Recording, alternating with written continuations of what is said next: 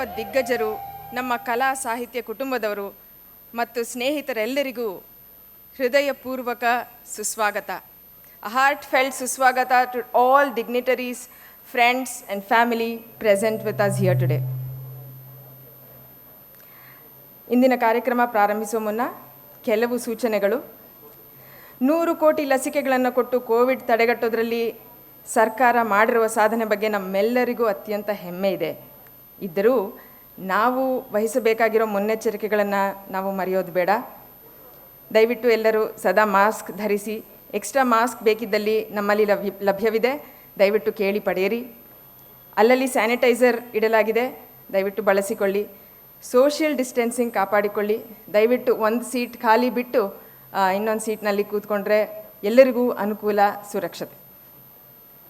It is our duty to support our government in this fight against COVID in the best way possible. Please refrain from taking photographs and selfies with the guests and dignitaries, which might breach the distancing protocols and make them uncomfortable. Please keep your mobile phones on silent so you don't disturb the people and the event. We are very, very happy to welcome our honorable guests today. ಈ ಕಾರ್ಯಕ್ರಮಕ್ಕೆ ಬರಲು ಒಪ್ಪಿಕೊಂಡು ನಮಗೆ ಅತ್ಯಂತ ಸಂತೋಷ ಉಂಟು ಮಾಡಿದ Shri BL Santosh, ರಾಷ್ಟ್ರೀಯ ಪ್ರಧಾನ ಕಾರ್ಯದರ್ಶಿ, ಭಾರತೀಯ ಜನತಾ ಪಾರ್ಟಿ ಅವರಿಗೆ ಸ್ವಾಗತ.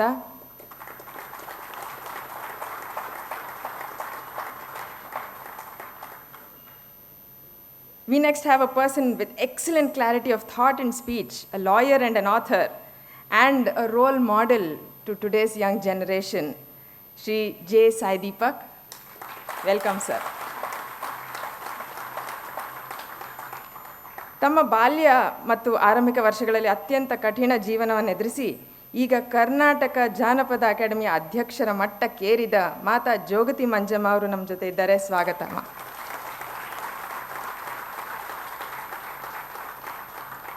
ಮತ್ತು ತಮ್ಮ ತಮ್ಮ ಕ್ಷೇತ್ರಗಳಲ್ಲಿ ಉನ್ನತ ಮಟ್ಟದ ಕೆಲಸ ಮಾಡ್ತಾ ನಮಗಾಗಿ ಇವತ್ತು ಸಮಯ ಮಾಡಿಕೊಂಡು ನೀವೆಲ್ಲರೂ ಬಂದಿದ್ದೀರಿ. ನಿಮಗೆಲ್ಲರಿಗೂ ಹೃತ್ಪೂರ್ವಕವಾದ ಸ್ವಾಗತ. We're extremely thrilled to have so many people from so many different backgrounds. We have people from education, business, corporate, finance, law, politics, real estate, art, literature, social service, and many other fields today. And we are even more thrilled that everyone here is here for one big cause: to work towards a brighter, bigger, and a better Bharata. Bharata Desha Hitaya Kuru Sevam Tvam, says Guru Sri Dayanand Saraswati. For the good of this country known as Bharat, do what you can do. ದೇಶದ ಹಿತಕ್ಕಾಗಿ ನಿಮ್ಮ ಕೈಯಲ್ಲಿ ಏನಾಗುತ್ತೋ ಅದನ್ನು ಮಾಡಿ. ನೀವೆಲ್ಲರೂ ಹೇಗೆ ನಿಮ್ಮ ಶಕ್ತಿಯಾನುಸಾರ ದೇಶಕ್ಕಾಗಿ ನಿಮ್ಮ ಕೊಡುಗೆಗಳನ್ನು ನೀಡ್ತಿದ್ದೀರೋ ಹಾಗೆ ನಾವು ಮೇರು ಫೌಂಡೇಶನ್ ಫಾರ್ ಇಂಡಿಕ್ ಆರ್ಟ್ಸ್ ಮೂಲಕ, ಕಲೆ ಸಾಹಿತ್ಯದ ಮೂಲಕ ನಮ್ಮ ಪ್ರಯತ್ನಗಳ ಮೊದಲ ಹೆಜ್ಜೆಯನ್ನು ಇಡಲು ಹೊರಟಿದ್ದೀವಿ. ಇಂತಹ ಶುಭ ಕಾರ್ಯ ಮತ್ತು ನಿಮ್ಮಂಥವರ ಸಮ್ಮುಖದ ಇಂದಿನ ಶುಭ ದಿನವನ್ನು ಪ್ರಾರಂಭ ಮಾಡೋದಕ್ಕೆ ಮೊದಲು ನಮ್ಮ ಆವಾಹನೆ ವಿಘ್ನನಾಶಕ ವಿನಾಯಕನದ್ದು. We have Mahati on the invocation.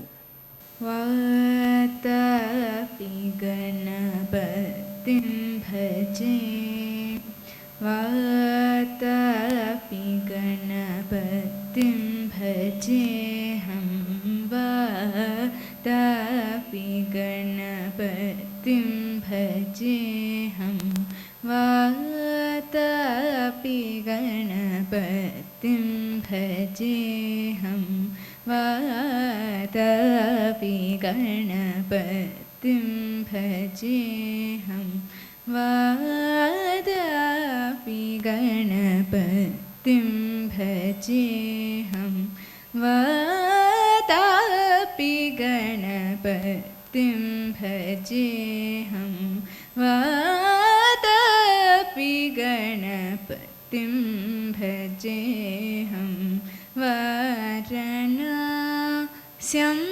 ವರಪ್ರದಂ ಶ್ರೀವಾರಣಾಸ್ಯಂ ವರಪ್ರದಂ Shri वारणास्यं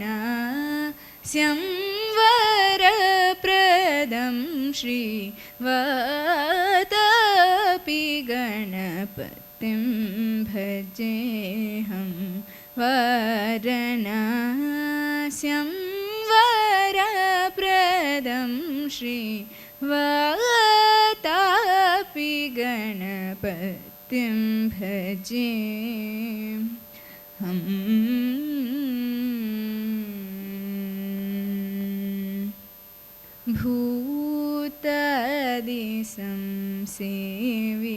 भूतादिसंसेवितचरणं भूतादिसंसेवितचरणं भूतभौतिकप्रपञ्चभरणं भूतादिसंसेवितचरणं भूतभौतिकप्रपञ्चभरणं वितरागिणं विनुतयोगिनं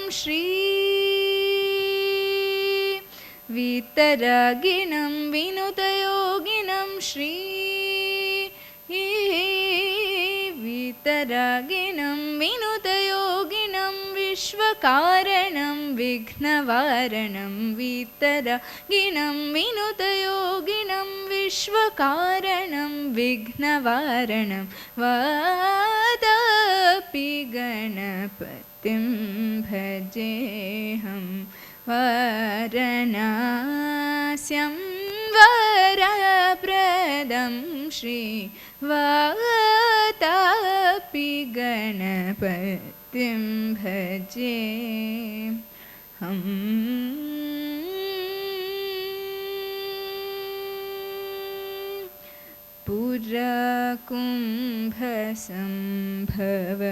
पुराकुम्भसम्भवमुनिवरा प्रपूजितं त्रिकोणमध्यगतं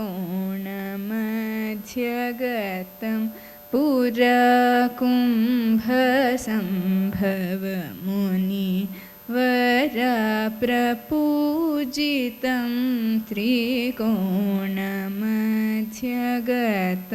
Murari प्रमुखाद्युपस्थितं Murari प्रमुखाद्युपस्थितं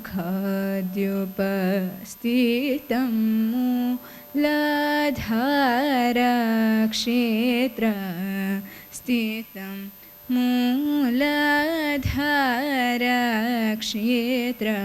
मूलाधारक्षेत्रस्थितं परारिचत्वारि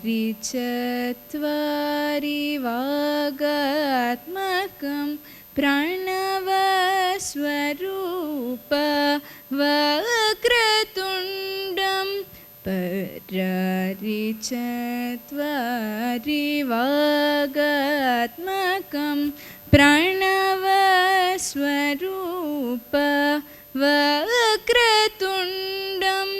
निरन्तरं निखिलचन्द्रखण्डं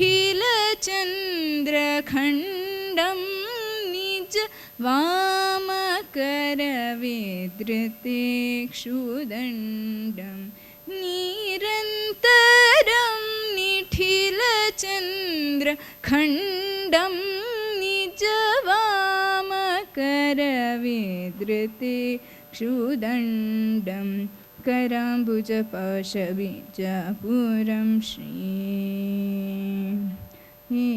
कराम्बुजपाशबीजापुरं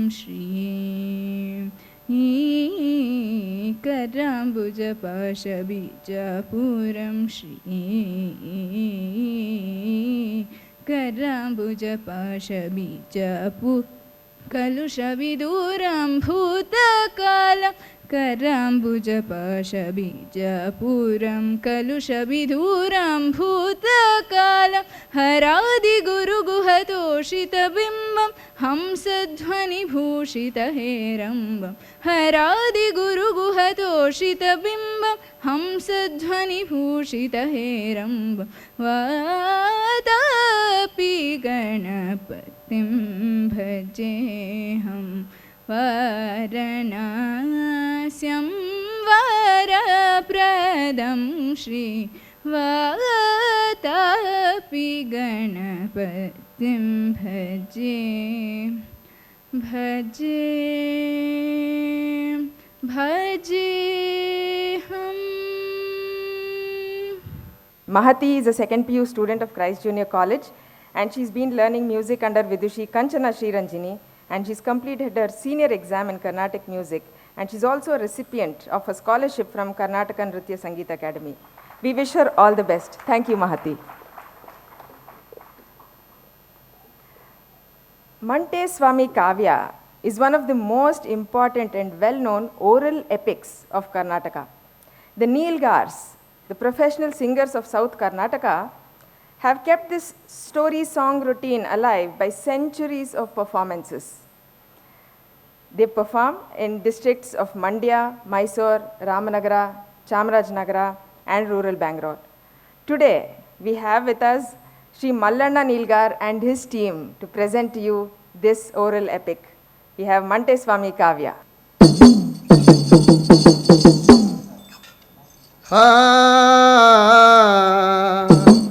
ಶಿವನೇ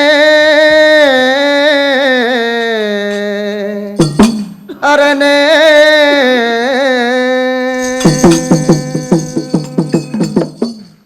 ಭಕ್ತಿ ಬಾಮುಗೆ ಒಡೆಯ ಕಾಣೋ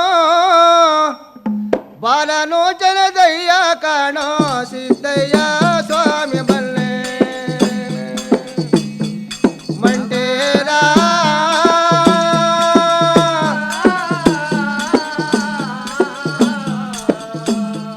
ಗುರುಲಿಂಗಯ್ಯ ದಯ ಮಡಿಕೇರಿ ತಾಲೂಕು ಅರಳೆ ಹಂಪಾಪುರ ನಿರಳೆ ಸಾಲಿಗ ರಾಮ ಎಡತೋರೆ ಚಂದಗಾಲು ಕಾವೇರಿ ಬಂದಂತ ನದಿಯ ಪಕ್ಕದ ಒಳಗೆ ಗಿಡಗೆಣರೆ ಚಪ್ಪಾಡಿ ಹಿರಿ ಚೆನ್ನೋಜಮ್ಮ ತೋಪಿನ ದೊಡ್ಡಮ್ಮ ಮಳವಳ್ಳಿ ಸ್ವಾಮಿಗಳು ಪಪ್ಪಳಪುರದ ಬುದ್ಧವರೇ ನಾವು ಕೂಗುದ ಕೂಗು ನಿಮ್ಮ ಪಾದಕರವಾಗಲಯ್ಯ ಕಂಡಾಗಿದ ಬಡಿಯ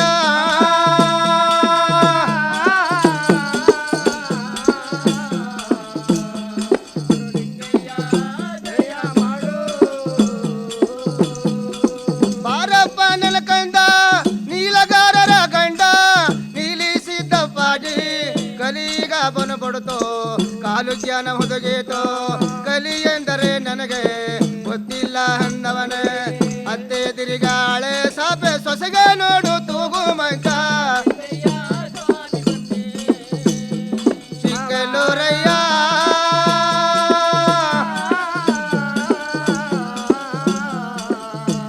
ಹೌದು ಲಿಂಗಯ್ಯ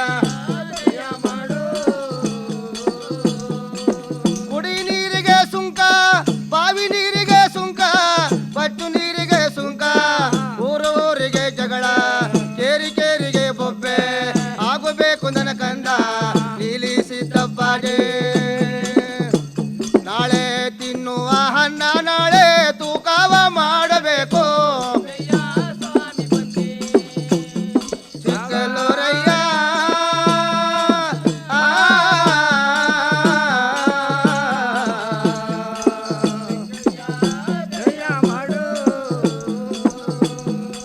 ತಿನ್ನುವನ್ನ ನಾಳೆ ತೂಕವ ಮಾಡಬೇಕು ಕಾಣಪ್ಪ ನನ್ನ ಕಂಡ ನೀಲಗಾರರ ಗಂಡ ನೀಲಿಸಿದ್ದಪ್ಪಾಗೆ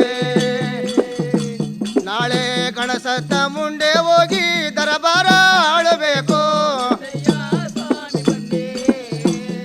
ಚಿಕ್ಕಲ್ಲೂರಯ್ಯ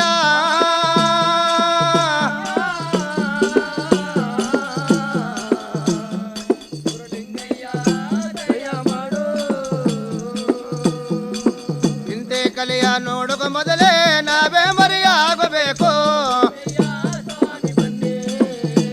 ಬಂಟೇರ ಮೈಸೂರು ಮಹಾರಾಜ ಸಿಂಹಾಸನ ಇಳಿಬೇಕು ಕಲ್ಲು ಕೋಳಿ ಕುಗಬೇಕು ಕಲ್ಲು ಬಸವ ಎಳಬೇಕು ಕಾಣಪ್ಪ ನನ್ನ ಕಂದ ನೀಲಿಸಿದ್ದಪ್ಪಾಗೆ ನಾಳೆ ಕೊತ್ತಿಗೆ ಕುಂಬುಡಲು ಬೇಕು ನುಚ್ಚಕ್ಕಿ ಮೊಳೆ ಕಡಿಯಲೇಬೇಕು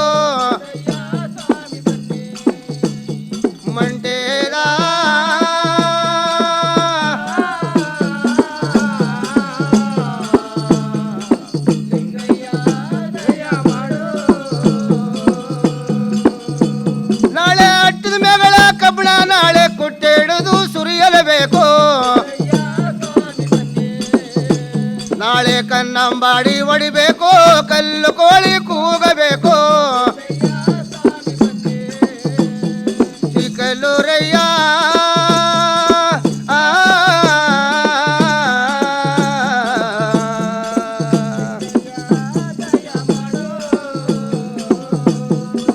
ಕನ್ನಂಬಾಡಿ ಹೊಡಿಬೇಕು, ಕಲ್ಲು ಕೋಳಿ ಕೂಗಬೇಕು, ಕಲ್ಲು ಬಸವ ಎಳೆಬೇಕು. ಒತ್ತಿಗೆ ಕೊಂಬುಟ್ಟೆ ನುಚ್ಚಕ್ಕಿ ಮಳೆ ಬಂದು ಅಟ್ಟದ ಮೇಗಳ ಕಬಣ ಹುಟ್ಟಡದು ಸುರಬೇಕು. ನಾಳೆ ಕೈ ಹಿಡದ ಗಂಡನಿಗೆ ಇಸುವನ್ನೇ ಹಾಕಬೇಕು. ಚಿಕ್ಕಲ್ಲೂರಯ್ಯ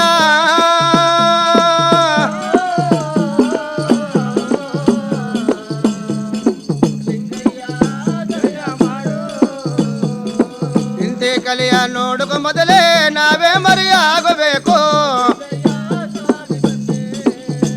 ನಾಳೆ ಪಟ್ಟವು ನಮ್ಮದು ಎಂದು ಕಿತ್ತಾಡಿ ಸಾಯಬೇಕು. ಮಾರಿ ರಾವಣಿಯ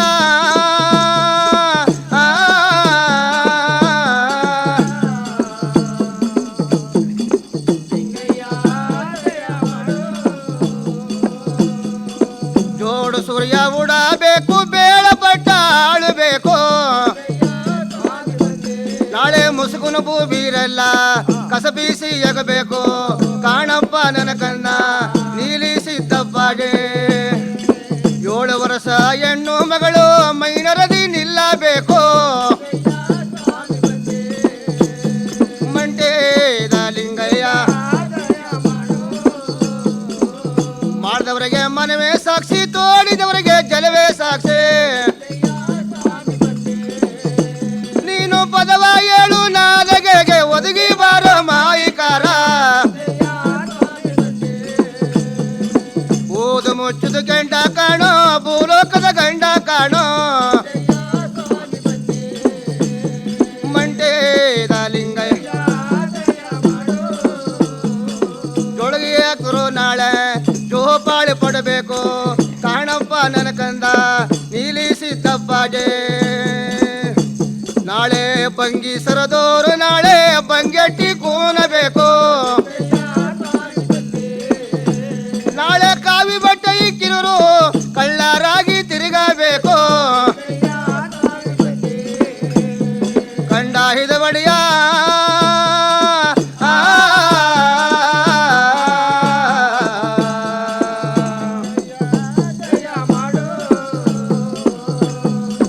ಇಂತೆ ಕಲೆಯ ನೋಡುವ ಮೊದಲೇ ನಾವೇ ಮರೆಯಾಗಬೇಕು. ನಾನು ಪುಟ್ಟ ಮಲೆಗೆ ನುಗ್ಗ ಬಲ್ಲೆ, ಮೆಟ್ಟಿದ ಗಾಡಿ ಬಿಡಿಸುವುದು ಬಲ್ಲೆ. ಆಡ್ಕೊಂಡೋರ ಮನೆಗೆ ಮಾರಿಯಿಂದ ಕೊಡಬಲ್ಲೆ. ಕಾಣಪ್ಪ ನನ್ನ ಕನ್ನ ಧೂಪ ಹಾಕುರ ಮನೆ ಒಳಗೆ ಪಾಪವೇ ಕಳೆದೇ ಹೋಗಲೇ.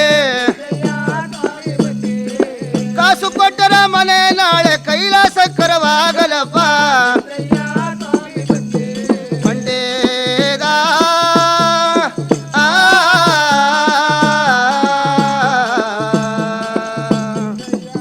ದಯ ಮಾಡೋ.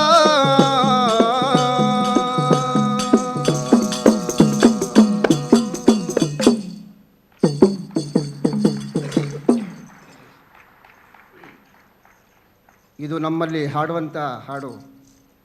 ಈ ಪ್ರಪಂಚದಲ್ಲಿ ಏನೇನಾಯ್ತದೆ, ಏನು ಆಗ್ಬೋದು ಅಂತ ಸಿದ್ಧ ಮಂಟೇಸ್ವಾಮಿ ಅಂತ ಸಾರ್ ಹೋಗಿದ್ದಾರೆ. ಹತ್ರ ಮೇಲೆ ಈಗ ನಾನು ಹಾಡುತ್ತೋ ಅದು ಹಾಡು. ಈಗ ನಿಮಗೆ ಒಂದು ಶಿವನ ಮೇಲೆ ಒಂದು ಹಾಡನ್ನು ಹಾಡೋಣ.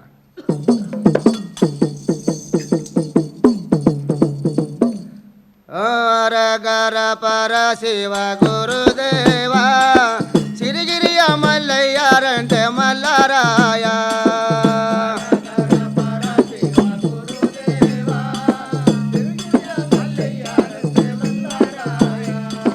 ಗಂಗೆ ದೇವಿಯ ತರಬೇಕೆಂದು ಶಿವರಾಯ, ತುಂಗಭದ್ರೆಯ ನದಿಗೆ ಬಂದ ಮಲ್ಲರಾಯ.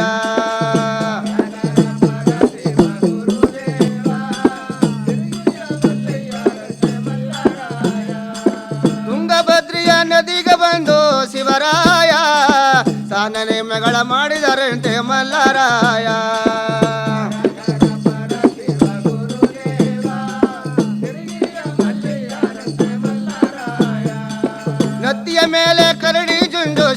ಮಲ್ಲರಾಯ ಕತ್ತಲ್ಲಿ ಕಾಳಿಂಗ ಜರಬ ಮಲ್ಲರಾಯ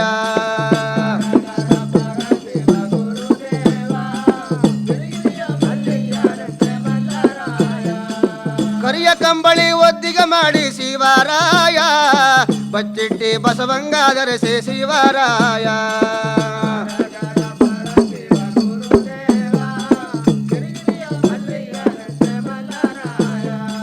ಕಂಚಿನ ದಮಡಿ ಕೈಯಲ್ಲಿಡದು ಮಲ್ಲರಾಯ ಇಲಿಂಗ ಮಡಿ ಜಾಡಿ ಯಾವತ್ತು ಶಿವರಾಯ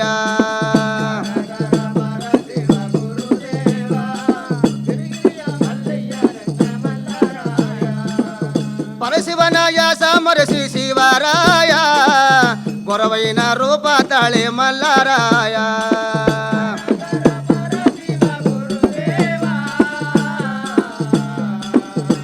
ನಮ್ಮ ಮುಕ್ಕಣ್ಣ ಮಲ್ಲಯ್ಯಾರಂತೆ ನಮ್ಮ ಮೂರು ಕಣ್ಣ ಮಲ್ಲಯ್ಯಾರಂತೆ ಗೊರವೈನ ರೂಪ ತಾಳಿ ಮಲ್ಲರಾಯ ಗಂಗಾದೇವಿ ಗುರುಮಠಕ್ಕೆ ಬಂದ ಶಿವರಾಯ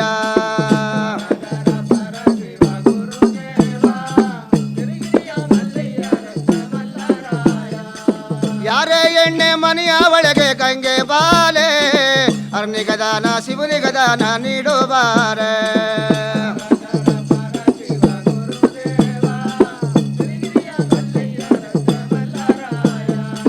ದಾನ ದೊಂದ ನುಡಿಯ ಕೇಳಿ ಗಂಗೆ ಬಾಲೆ ದಾನ ದೊಂದ ಸುರಣೆ ಕೇಳಿ ಗಂಗೆ ಬಾಲೆ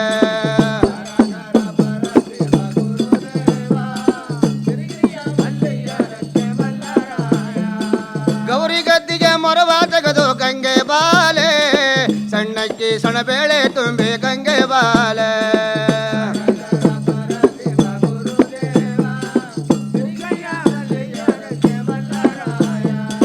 ಹತ್ತೇಲೆ ಐದಡಿಗೆ ಮಡಗಿ ಗಂಗೆ ಬಾಲೆ ಸಿಕ್ಕಿದಾಗೊಂದ ಹಣವ ಮಡಗಿ ಗಂಗೆ ಬಾಲೆ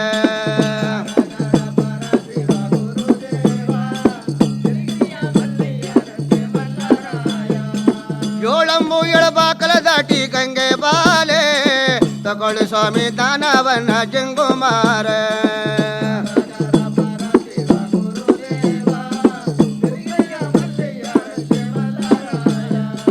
ತಾನುಕು ನಾನು ಬಂದವನಲ್ಲ ಗಂಗೆ ಬಾಲೆ ಅಕ್ಕಿ ಬೇಳೆಗೆ ಬಂದವನಲ್ಲ ಗಂಗೆ ಬಾಲೆ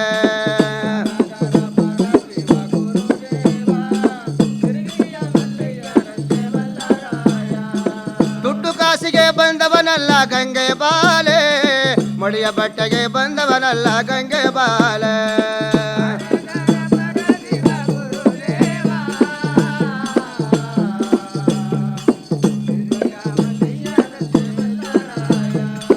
ಅಕ್ಕಿ ಬೇಳೆಗೆ ಬಂದವನಲ್ಲ ಗಂಗೆ ಬಾಲೆ ಚಂದ ನೋಡಿ ಬಂದೆ ಕಾಣೆ ಗಂಗೆ ಬಾಲೆ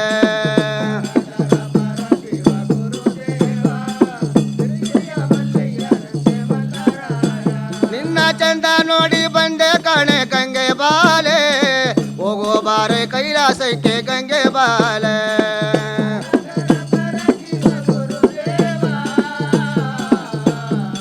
ಸಿರಿಗಿರಿಯ ಮಲ್ಲಯ್ಯಾರಂತೆ ನಮ್ಮ ಮೂರು ಕಣ್ಣ ಮಲ್ಲಯ್ಯಾರಂತೆ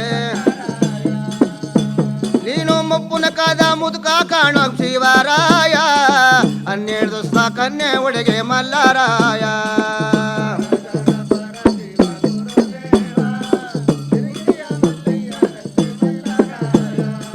ಹುಡುಗಳ ತಂಟೆ ಮುದುಕುನಿಗಾಕೋ ಶಿವರಾಯ ಬಂದಾಣಿ ತಿಬ್ಬ ಹೋಗೋ ಮಲ್ಲರಾಯ ಅರಗರ ಪರ ಶಿವ ಗುರುದೇವ ಸಿರಿಗಿರಿಯ ಮಲ್ಲಯ್ಯಾರಂತೆ ಮಲ್ಲರಾಯ ನಮ್ಮ ಮೂರು ಕಣ್ಣ ಮಲ್ಲಯ್ಯಾರಂತೆ ಶಿವರಾಯ ಉಗಿ ಮಹಾತ್ಮಲೆಯ ಉಗಿ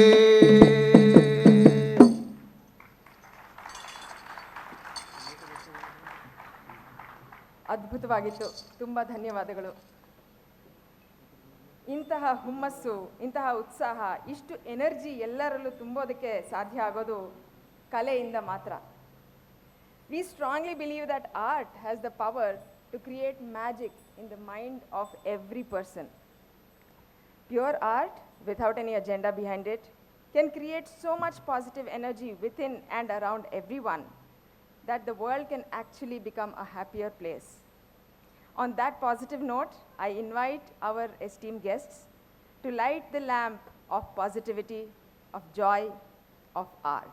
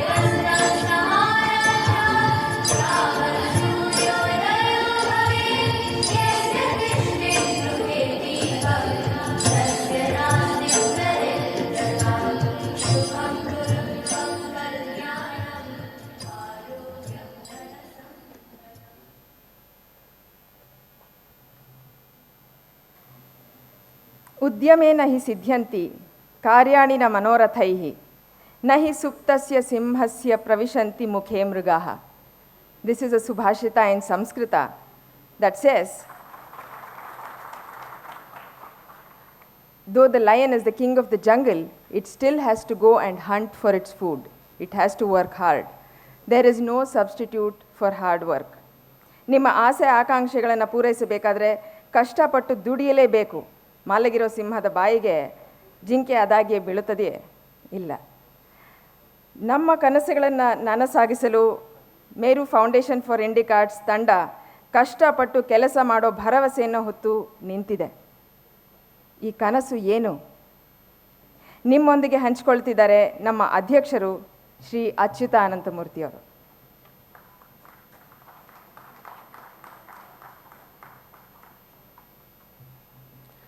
ನಮಸ್ಕಾರ, ಎಲ್ಲರಿಗೂ ಸ್ವಾಗತ. ಈ ಸಂಸ್ಥೆಯ ಒಂದು ಕಿರು ಪರಿಚಯ ಮಾಡಿಕೊಟ್ಟು ನಮ್ಮ ಅತಿಥಿಗಳಿಗೆ ಮಾತಾಡೋದಕ್ಕೆ ಅವಕಾಶ ಮಾಡಿಕೊಡ್ತೀನಿ. So I'll speak in English for the introduction, primarily because this is reaching out to a lot of audience outside of Karnataka too. So culture is the soul of civilization. We call India as the only surviving ancient civilization because our culture, tradition and customs have been active for millennia.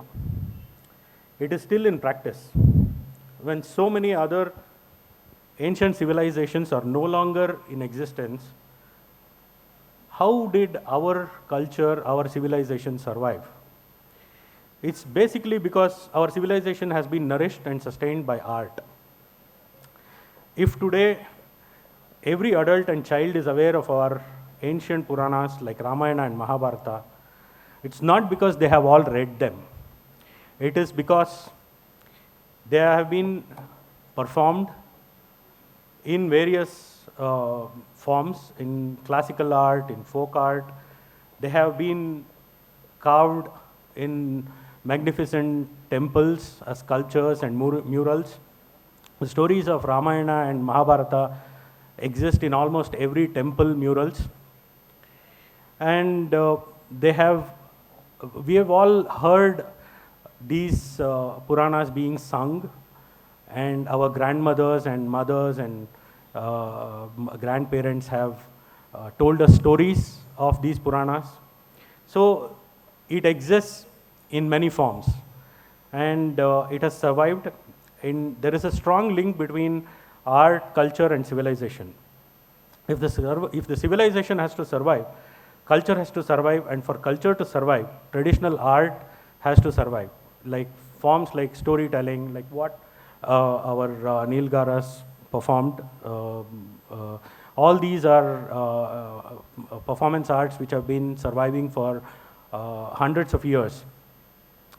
The idea behind Meru Foundation for Indic Arts is, being artists and communication professionals ourselves, we felt the need for a very strong institution to nurture and support traditional Indic arts, some of which are on the verge of extinction.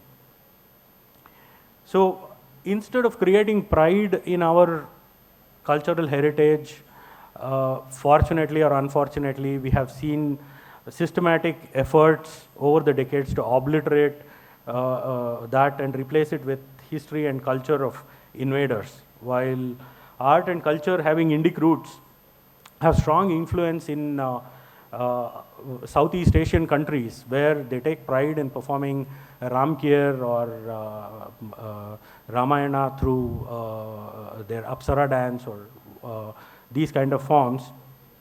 In India, somehow people feel ashamed of owning up the roots and saying that this art belongs to us and we own it and we create new content in it and we develop it. So we felt that unless there is a concrete effort to reclaim our roots, we may end up losing our heritage.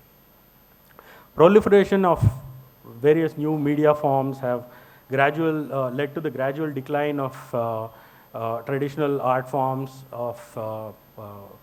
There has been a decline in interest in the youth for older performing arts like Yakshagana or Bhutat Kola, and these kind of forms are kind of declining. While most art had patronage from kings and princely states and rich zamindars and patrons of arts were funding, it is not so in these days. So we are trying to create,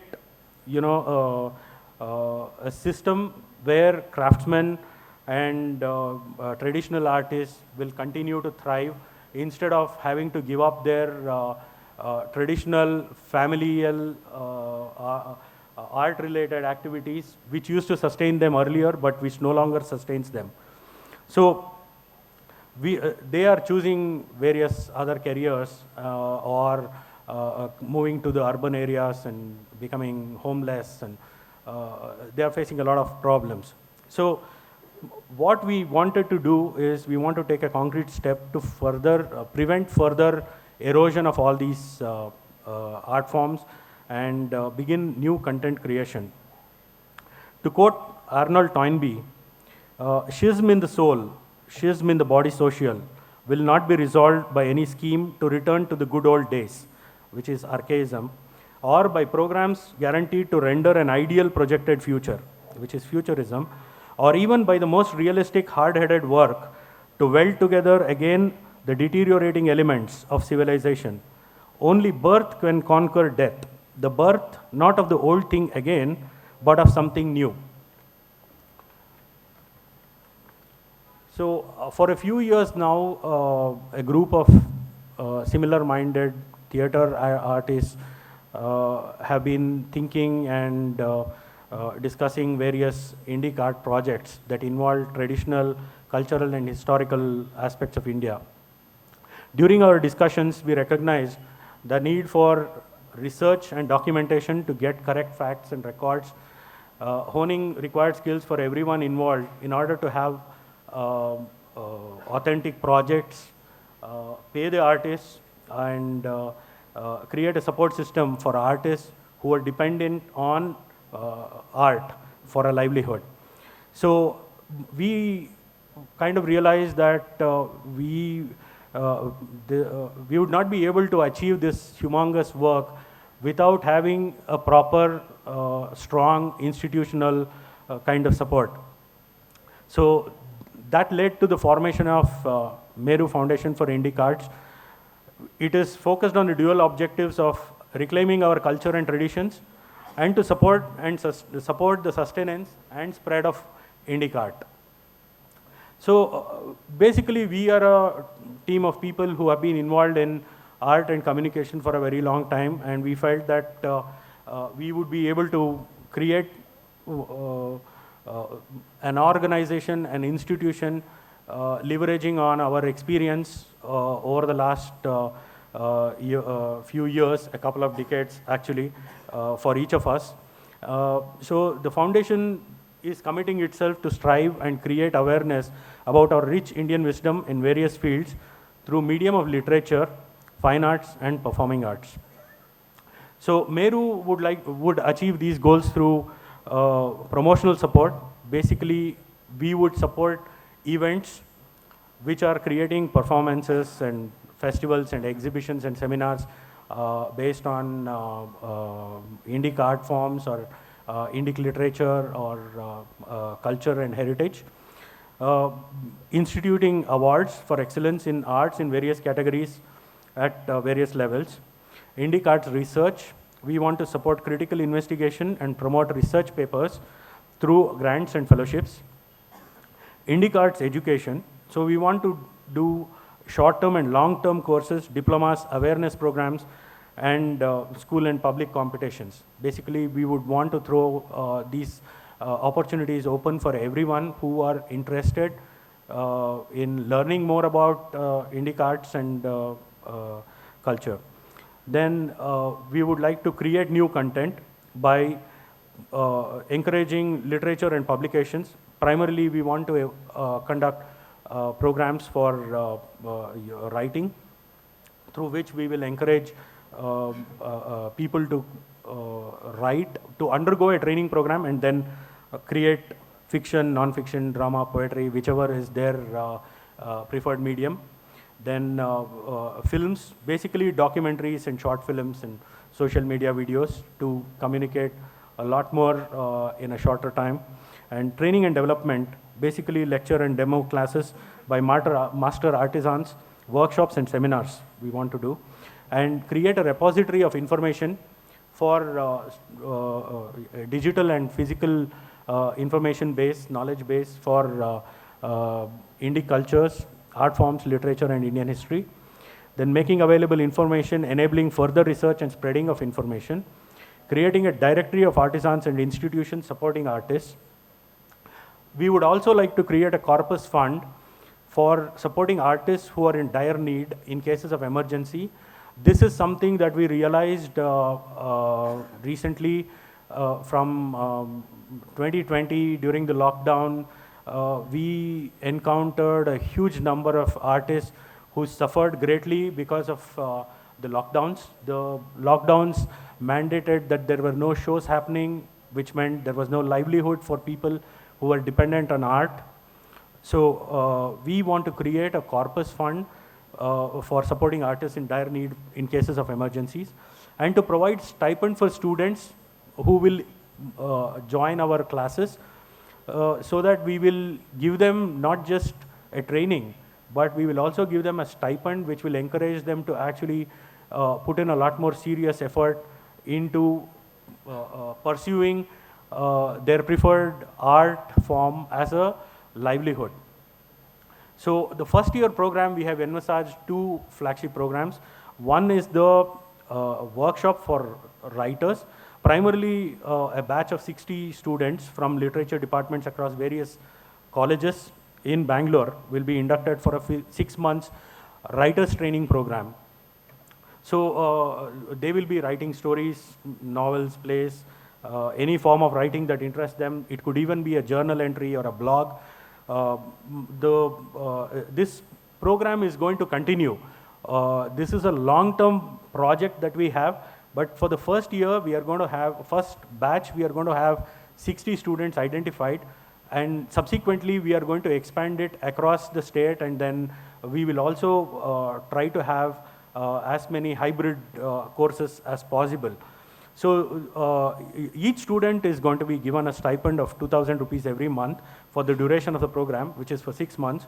And so each batch will cost us approximately 15 lakh rupees for each of these batches that we are going to conduct. Then the second flagship program that we have for the first year is documentation of important traditional art forms which are GI tagged. documentation of this.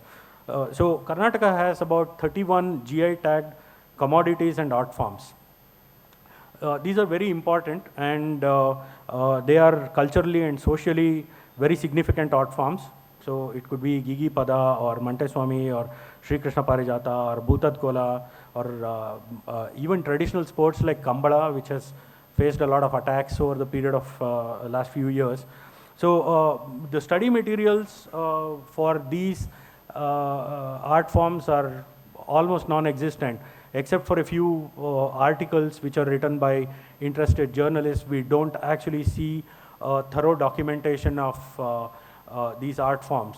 So what we would like to do is to create a batch of documentary makers. We want to hire them professionally and send them out to these places where these traditional art forms are practiced in the communities. And these people are going to live there for the time being of the creation of the documentaries. And each of these documentaries are going to be of world class, like how we normally set the standard for documentaries to be like National Geographic or Discovery. We would want to attain that kind of quality with these documentaries and make it available across the globe. So that is the intent. So there are a lot of other very highly location-specific art forms which are very important and critical, but which has no documentation. So we would like to make that documentation available, create those documentation and make it available for people. And we would also try to put a pressure on the respective authorities to actually GI tag them so that they get the required popularity and exposure. So for all these things, we require a lot of support, and we would like to collaborate with as many people accomplished in all these activities. There are a lot of people sitting here who have been involved in a whole lot of things that we have been envisaging, and we would like to seek their support, and we would want them to be involved with us. And we will send out, obviously, we will send out the request to them for each of these programs and ask them to get involved. But there are many ways in which you can involve yourselves. It is not just funding that we seek, it is also active participation in terms of sharing your experiences of working with various segments of people, and people who are very good at marketing can help us in seeking funds, and people who are very good at creating content can help us deliver the programs that we have designed. And we have filmmakers among us, we have actors, we have directors, we have dancers and musicians, and it's actually overwhelming to see the kind of support that we have got at such a short notice. And we are immensely thankful to everyone who has come and extended their support to us. So I would like to just give a short introduction of our team, and all the details of our trustees and their contact points, everything is available on our website, and we are all available for you to share your ideas with us and collaborate with us. So I would like to call Ram Manjunath.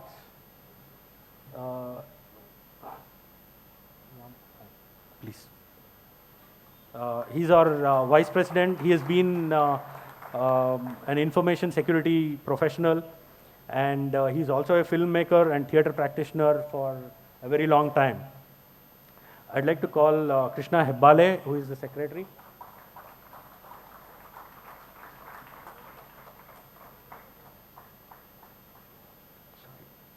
He is one of the most recognized faces in Kannada film industry these days.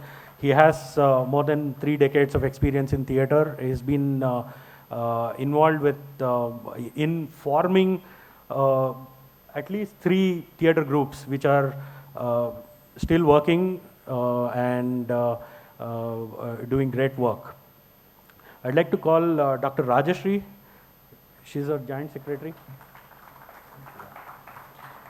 She is an entrepreneur. She has been recognized by NSR cell of IIMB for women entrepreneurship, and she runs she is the founder of You and Me Theatre, and she's been a dancer for about 3 decades, 3.5 decades now, 3.5 decades. I'd like to call Abhishek Iyengar, Treasurer. Abhishek Iyengar is a well-known theatre practitioner. He is also a playwright. His book was released just a couple of weeks ago by some of the people who are present here actually, and it's our privilege to have him as part of our team. Rohit Chakratirtha.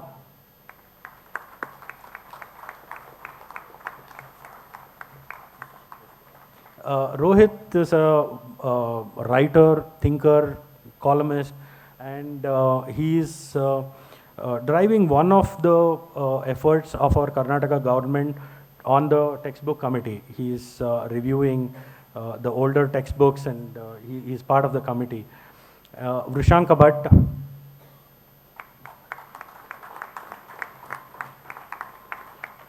Vrishanka Bhatt is a journalist. He is the editor of Samvada and also Vikrama magazine. Sharat Parvatavani. Sharat is a screenwriter, playwright, and theatre practitioner. He is also the co-founder of You and Me Theatre, and they have a rehearsal space and a performance space called Vyoma Art Space. Vinay Chandra.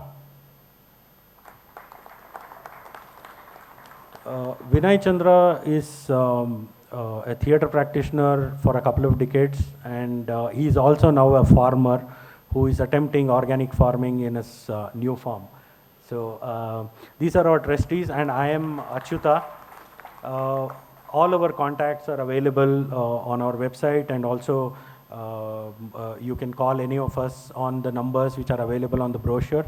We would love to have you participate with us and collaborate and help us move this organization forward. And I'm immensely thankful to everyone who has come here and graced this occasion. Rajshri will take it to the next. Thank you, Achyuta. With the promise of honest effort from our team, we are open to any kind of help and support that you can volunteer with. It could be your skills, time, resources, finances, or anything that you think is relevant to this cause. ನಿಮ್ಮ ಯಾವುದೇ ರೀತಿಯ ಸಹಾಯವನ್ನು ನಮ್ಮ ಕನಸನ್ನು ನನಸು ಮಾಡೋದಕ್ಕೆ ನೀಡಿದ್ರೆ ನಮಗೆ ಖಂಡಿತ ಸಹಾಯ ಆಗುತ್ತೆ.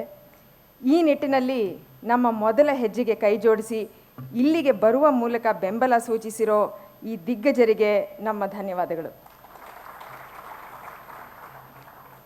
ಇವರ ಮಾತುಗಳನ್ನು ಕೇಳೋದಕ್ಕೆ ನಾವೆಲ್ಲರೂ ಕಾತರದಿಂದ ಕಾಯ್ತಿದ್ದೀವಿ. ಇವರು 1964ರಲ್ಲಿ ಬೆಳ್ಳಾರಿ ಜಿಲ್ಲೆಯಲ್ಲಿ ಜನಿಸಿ ದಾವಣಗೆರೆಯಲ್ಲಿ SSLC ಮುಗಿಸ್ತಾರೆ. ನಂತರ ತಮ್ಮ ಮನೆಯಿಂದ ಹೊರಹಾಕಲ್ಪಟ್ಟು ಬಹಳ ವರ್ಷಗಳ ಕಷ್ಟದ ಜೀವನ ನಡೆಸ್ತಾರೆ. ಒಂದು ದಿನ ಅಕಸ್ಮಾತಾಗಿ ಜೋಗತಿ ನೃತ್ಯದ ಪರಿಚಯ ಆಗತ್ತೆ. ಅಲ್ಲಿಂದ ಹಿಂತಿರುಗಿ ನೋಡದೆ ಸತತ ಪರಿಶ್ರಮ ಪ್ರಯತ್ನದಿಂದ ರಾಜ್ಯೋತ್ಸವ ಪ್ರಶಸ್ತಿ ಮತ್ತು ಪದ್ಮಶ್ರೀ ಕೂಡ ಗಳಿಸ್ತಾರೆ. ಇವರ ವಿಷಯ ಕರ್ನಾಟಕ ಜಾನಪದ ವಿಶ್ವವಿದ್ಯಾಲಯ ಮತ್ತು ಕರ್ನಾಟಕ ವಿಮೆನ್ಸ್ ಯೂನಿವರ್ಸಿಟಿಯ ಪಠ್ಯ ಪುಸ್ತಕದಲ್ಲಿ ಇದ್ದು ಈಗ ವಿದ್ಯಾರ್ಥಿಗಳು ಅದರ ಬಗ್ಗೆ ಓದುತ್ತಿದ್ದಾರೆ. ಇಂತಹ ಅದ್ಭುತ ವ್ಯಕ್ತಿತ್ವ ಮಾತಾ ಜೋಗತಿ ಮಂಜಮ್ಮ, ಅಧ್ಯಕ್ಷರು, ಕರ್ನಾಟಕ ಜಾನಪದ ಅಕಾಡೆಮಿ. ನಮ್ಮ ಜೊತೆ 2 ಮಾತನ್ನು ಹಂಚ್ಕೋಬೇಕು. ವೇದಿಕೆ ಮೇಲೆ ಆಸೀನರಾಗಿರ್ತಕ್ಕಂಥ ಮಹನೀಯರಿಗೂ ಮತ್ತು ಮುಂದೆ ಕುಳಿತಿರ್ತಕ್ಕಂಥ ಎಲ್ಲ ಗಣ್ಯ ಮಾನ್ಯರಿಗೂ ಹಾಗೂ ಕಲಾವಿದರಿಗೂ, ಯುವ ಕವಿಗಳು, ಸಾಹಿತಿಗಳು ಎಲ್ಲರಿಗೂ ಈ ಮಂಜಮ್ಮ ಜೋಗತಿಯ 75ನೇ ವರ್ಷದ ಅಮೃತ ಮಹೋತ್ಸವದ ಅನಂತ ಶುಭಾಶಯಗಳು. ನನ್ನನ್ನು ಕರೆದು ಇಂಗ್ಲೀಷ್ ಮಾತಾಡೋರ ಮಧ್ಯೆ ಒಬ್ಬ ಜಾನಪದ ಕಲಾವಿದೆಯನ್ನು ತಂದು ನಿಂದಿರಿಸ್ಬಿಟ್ಟಿದ್ದಾರೆ. ಏನು ಮಾತಾಡಬೇಕಂತ ಗೊತ್ತೇ ಆಗ್ತಾ ಇಲ್ಲ ನನಗೆ. ಏನೋ ನನ್ನ ಜೀವನದ ಬಗ್ಗೆ, ನನ್ನ ನಡೆದು ಬಂದ ದಾರಿಯ ಬಗ್ಗೆ, ಕಲೆಗಳ ಬಗ್ಗೆ ಮಾತಾಡೋದು ನನ್ನ ಅಭ್ಯಾಸ. ಇವತ್ತು ನಿಮ್ಮಂಥ ಮಹನೀಯರ ಮುಂದೆ ನಿಂತ್ಕೊಂಡು ನಾನು ಏನು ಮಾತಾಡಬೇಕು ಅಂತ ಯಾಕಂದರೆ ನಾನು ಯಾವ ಕಾಲೇಜ್ ಮೆಟ್ಲು ಹತ್ತಲಿಲ್ಲ. ಆದರೆ ಕರ್ನಾಟಕದ ನೂರಾರು ಕಾಲೇಜುಗಳಲ್ಲಿ ನೂರಾರು ಕಾಲೇಜು ಮೆಟ್ಟಲುಗಳನ್ನು ನನ್ನ ಜಾನಪದ ಕಲೆ ಹತ್ತಿಸಿದೆ, ನನಗೆ ಅಲ್ಲಿಗೆ ಹತ್ತಿಸಿದೆ. ನಾನು ಕಾಲೇಜ್ ಹತ್ತಲಿಲ್ಲ, ನನ್ನ ಕಲೆಯ ಮೂಲಕ ನೂರಾರು ಕಾಲೇಜುಗಳಲ್ಲಿ ನಾನು ಕಾಲೇಜ್ ಮೆಟ್ಲನ್ನು ಹತ್ತಿದೆ.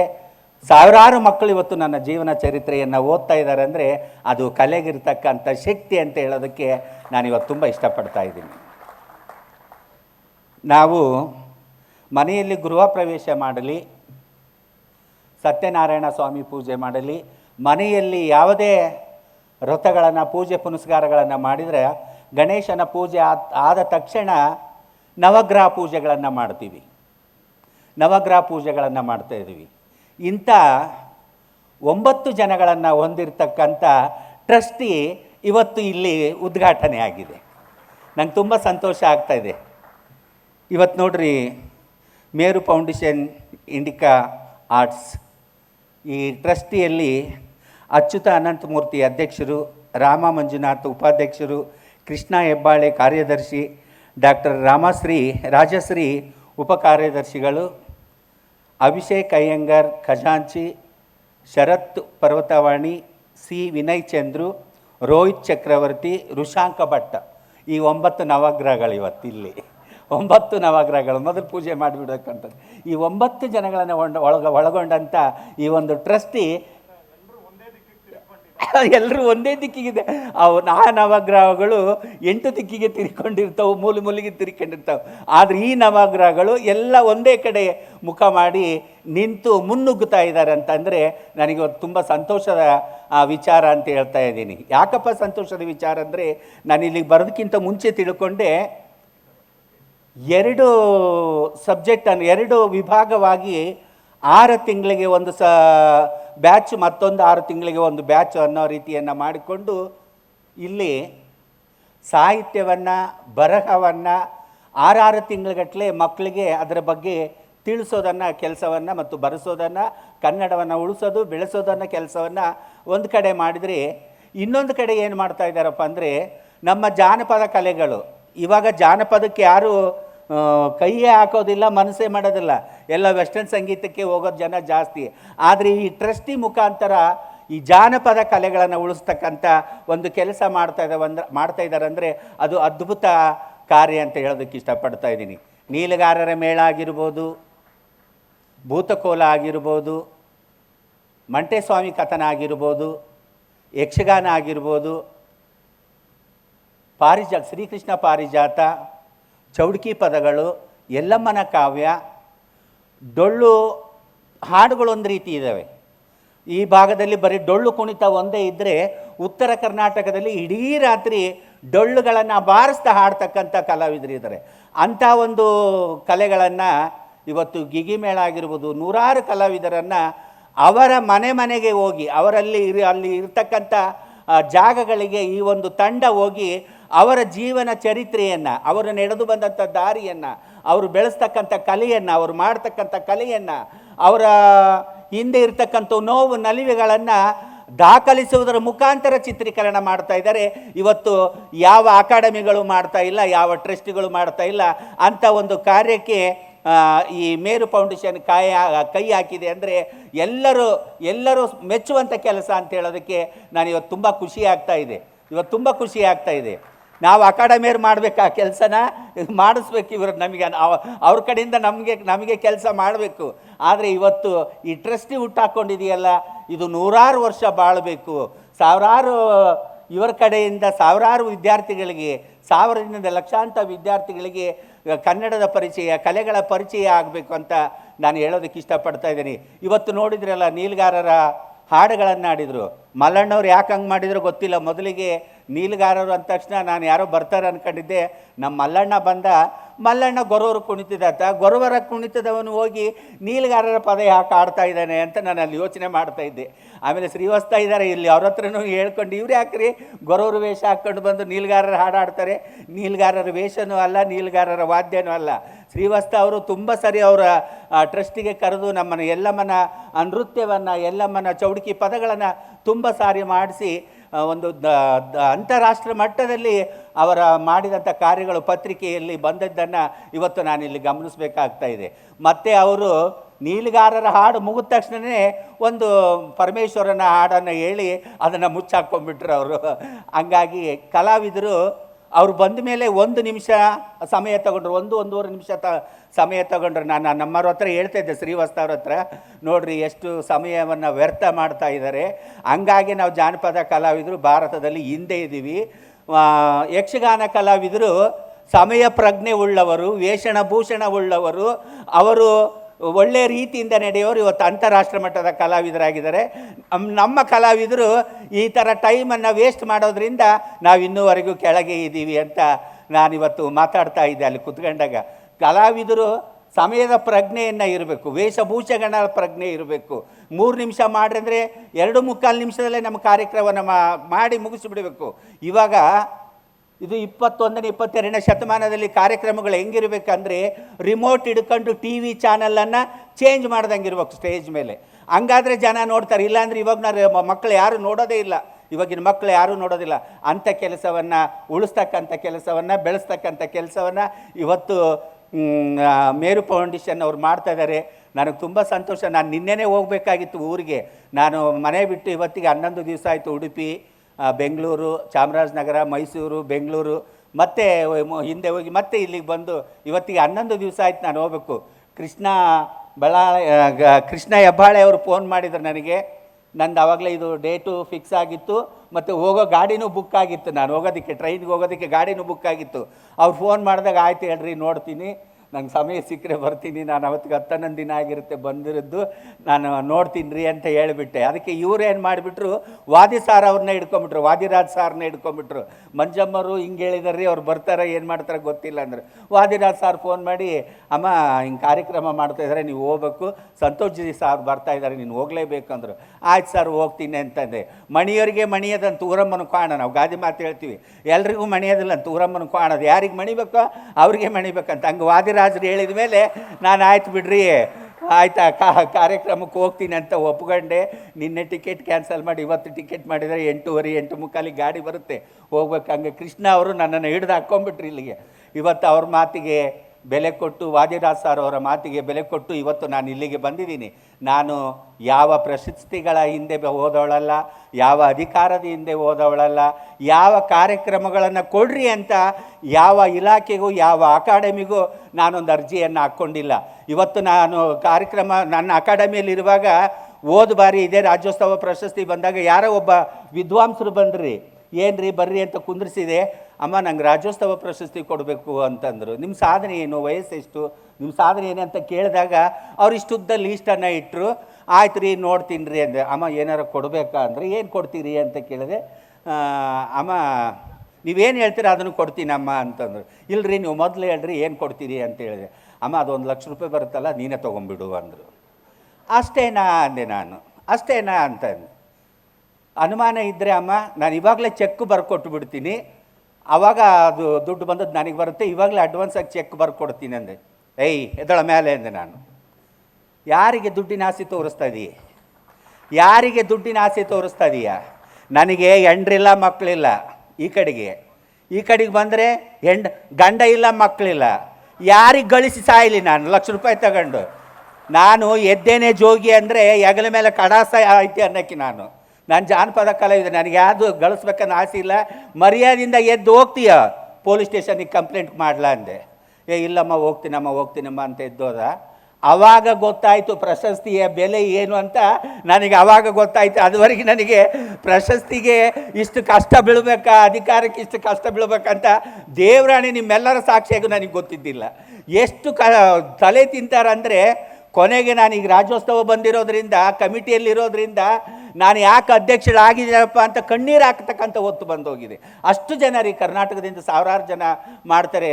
ನಾನು ಇವಾಗ ನೀವು ಕಲಾವಿದರನ್ನು ಸೃಷ್ಟಿಸ್ತಾ ಇದ್ದೀರಾ, ಕಲಾವಿದರನ್ನ ಬೆಳೆಸ್ತಾ ಇದ್ದೀರಾ, ಆ ಕಲಾವಿದರಿಗೆ ನೀವು ಒಂದು ಮಾತು ಹೇಳ್ರಿ, ಕಲೆಯನ್ನು ಬೆನ್ನತ್ರಿ ವಿನಃ ದುಡ್ಡಿನಿಂದ ಬೆನ್ನತ್ತಬೇಡ್ರಿ, ದುಡ್ಡಿನಿಂದ ಬೆನ್ನತ್ತಬೇಡ್ರಿ, ಕಲೆಯನ್ನು ಬೆನ್ನತ್ರಿ, ಅದು ನಿಮ್ಮನ್ನು ಕಾಪಾಡುತ್ತೆ, ಕೈ ಹಿಡುತ್ತೆ. ಬರೋದು ಎಲ್ಲಿದ್ದರೂ ಬರ್ತಾಳೆ, ಅಟ್ಟಂತಕ್ಕೆ ಹೋದರೆ ಮಿಟ್ಟೆ ಅಂತಕ್ಕೆ ಬರ್ತಾಳಂತೆ, ಯಾಕೆ ಚಿಂತೆ ಮಾಡಬೇಕು? ಹಂಗಾಗಿ ಕಲೆಯನ್ನು ಬೆನ್ನತ್ರಿ ಅಂತ ಹೇಳಿ ಯುವಕರಲ್ಲಿ ನೀವು ಅದನ್ನು ಅಳವಡಿಸ್ಬೇಕು, ಅವರಿಗೆ ಬೋಧನೆಯನ್ನು ಮಾಡಬೇಕು. ನಾನು ಮಂಜಮ್ಮ ಜೋಗ್ತಿ, ಯಾವಾಗಲೂ ಮಂಜಮ್ಮ ಜೋಗ್ತಿನೇ ಆಗಿರ್ತೀನಿ. ನಾನು ಯಾವ ಪದ್ಮಶ್ರೀ ತಗೊಂಡ್ರು, ಯಾವ ಅಧ್ಯಕ್ಷರಾದ್ರೂ ನಾನು ಹೆಂಗಿರ್ತೀನೋ ಹಂಗೆ ಇರ್ತೀನಿ. ನನಗೆ ಯಾವ ಹಮ್ಮು ಬಿಮ್ಮು ಅಹಂಕಾರ ನನಗೆ ಯಾವುದೂ ಇಲ್ಲ. ನಾನಿವಾಗ ಇಷ್ಟು ದೊಡ್ಡ ಪ್ರಶಸ್ತಿ, ಇಂಥ ದೊಡ್ಡ ವೇದಿಕೆಯಲ್ಲಿದ್ದೀನಿ ಅಂದರೆ ಮಂಜಮ್ಮರು ದೊಡ್ಡ ಬಿಲ್ಡಿಂಗ್ನಾಗ ಇರ್ಬೋದೇನೋ ಅನ್ಕೊಂಡಿರಿ. ನಾನು ಇನ್ನವರೆಗೂ ಬಾಡಿಗೆ ಮನೆಯಲ್ಲೇ ಇದ್ದೀನಿ, ಇನ್ನವರೆಗೂ ಒಂದು ಸೀಟಿನ ಮನೆಯಲ್ಲಿ ಬಾಡಿಗೆ ಮನೆಯಲ್ಲಿದ್ದೀನಿ. ನನ್ನ ಮನೆಗೆ ಬಂದಿರತಕ್ಕಂಥ ಪ್ರಶಸ್ತಿ ಮೊಮೆಂಟ್ಗಳನ್ನು ಚೀಲಗಳಲ್ಲಿ ತುಂಬಿಟ್ಟಿದ್ದೀನಿ, ಟ್ರಂಕ್ಗಳಲ್ಲೇ ತುಂಬಿಟ್ಟಿದ್ದೀನಿ. ಆ ಫೋಟೋಗಳು ಹಾಕ್ಕೊಳ್ಳೋದಕ್ಕೆ ಜಾಗ ಇಲ್ಲ. ನಿಜ ಹೇಳ್ತಾ ಇದ್ದೀನಿ ಬಂಧುಗಳೇ, 17-21 ಸೈಟು, 17 ಅಡಿ ಅಗಲ 21 ಅಡಿ ಉದ್ದ ಇರ್ತಕ್ಕಂಥ ಸೈಟನ್ನು 4 ವರ್ಷದಿಂದ ಕಟ್ತಾ ಇದ್ದೀನಿ ರೀ, 4 ವರ್ಷದಿಂದ ಕಟ್ತಾ ಇದ್ದೀನಿ. ಅದೇ ಮಾತನ್ನೇ ಅವತ್ತು ಜಾನಪದ ವಿದ್ವಾಂಸಿಗೆ ಹೇಳಿದೆ, ಅಂತ ಅಷ್ಟು ದುಡ್ಡು ಏನಾರ ನಾನು ಇವತ್ತು ಅಂಥವೆಲ್ಲ ನಾನು ಕೆಲಸ ಮಾಡಿದರೆ ದೊಡ್ಡ ಬಿಲ್ಡಿಂಗ್ ಕಟ್ಟಿಸ್ತಿದ್ದೆ, ದೊಡ್ಡ ಗುಡಿ ಗೋಪುರವನ್ನು ಕಟ್ಟಿಸ್ತಿದ್ದೆ, ನನಗೆ ಆಸೆ ಇಲ್ಲಪ್ಪ ಅಂದೆ. ನಾನು ಯಾವತ್ತೂ ನಿಮ್ಮೆಲ್ಲರ ಸೇವಕಳಾಗಿ ಇರ್ತೀನಿ.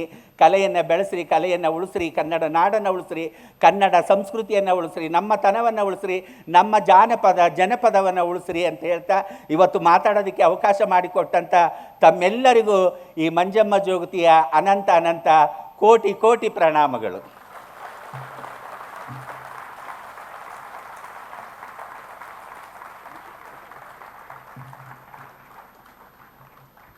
ನಿಮ್ಮ ಮಾತು ನಿಜವಾಗ್ಲೂ ನಮಗೆ ಸಾಕಷ್ಟು ಪ್ರೇರಣೆ ಕೊಟ್ಟಿದೆ, ನಮಗೆ ಇನ್ನಷ್ಟು ಕೆಲಸ ಮಾಡಬೇಕು ಅನ್ನೋಷ್ಟು ಹುಮ್ಮಸ್ಸು ಕೊಟ್ಟಿದೆ. ನಿಮ್ಮ ಜೊತೆ ನೀವು ನಮ್ಮ ಜೊತೆ ಇದ್ದಲ್ಲಿ ನಾವು ಖಂಡಿತ ಅನ್ನಷ್ಟು ಕೆಲಸ ಮಾಡ್ತೀವಿ ಅನ್ನೋ ಭರವಸೆಯನ್ನು ನಾನು ಕೊಡ್ತೀನಿ. ನಮ್ಮ ಕಡೆಯಿಂದ ಒಂದು ಸಣ್ಣ ಕಾಣಿಕೆ ನಿಮಗೆ ಕೊಡ್ತಾ ಇದ್ದೀವಿ.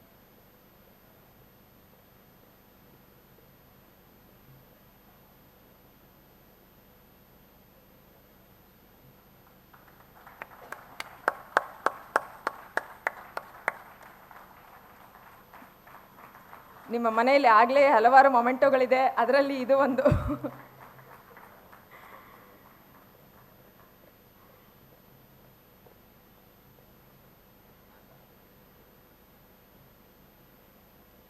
ತುಂಬ ಧನ್ಯವಾದಗಳು.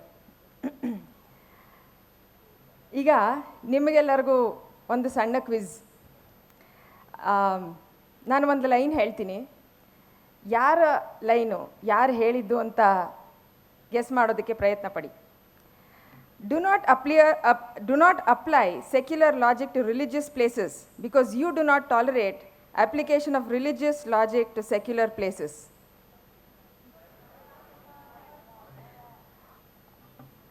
ಇದು ನಮ್ಮ ಕಿವಿಯಲ್ಲಿ ಯಾವಾಗಲೂ ಕೇಳ್ತಾ ಇರುತ್ತೆ, ಅಷ್ಟು ಸಲ ನೋಡಿದ್ದೀವಿ, ಅಷ್ಟು ಸಲ ಕೇಳಿದ್ದೀವಿ. The kind of power that his statements have, the kind of energy that his speech has is unmatched. Known for his arguments on the Sabrimala case, the reasoning, logic and clarity that he brings about in his speech is incomparable.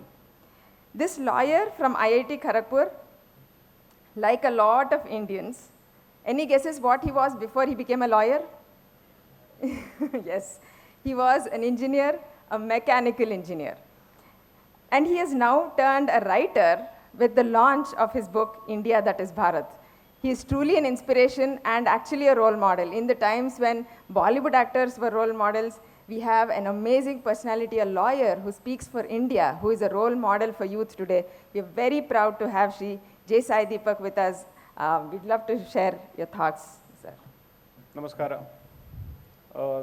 Thanks to the previous speaker who spoke in Kannada, I had the honor and privilege of Shri B.L. Santoshji playing the role of a translator. So I don't think quite a few people can actually boast of that particular achievement.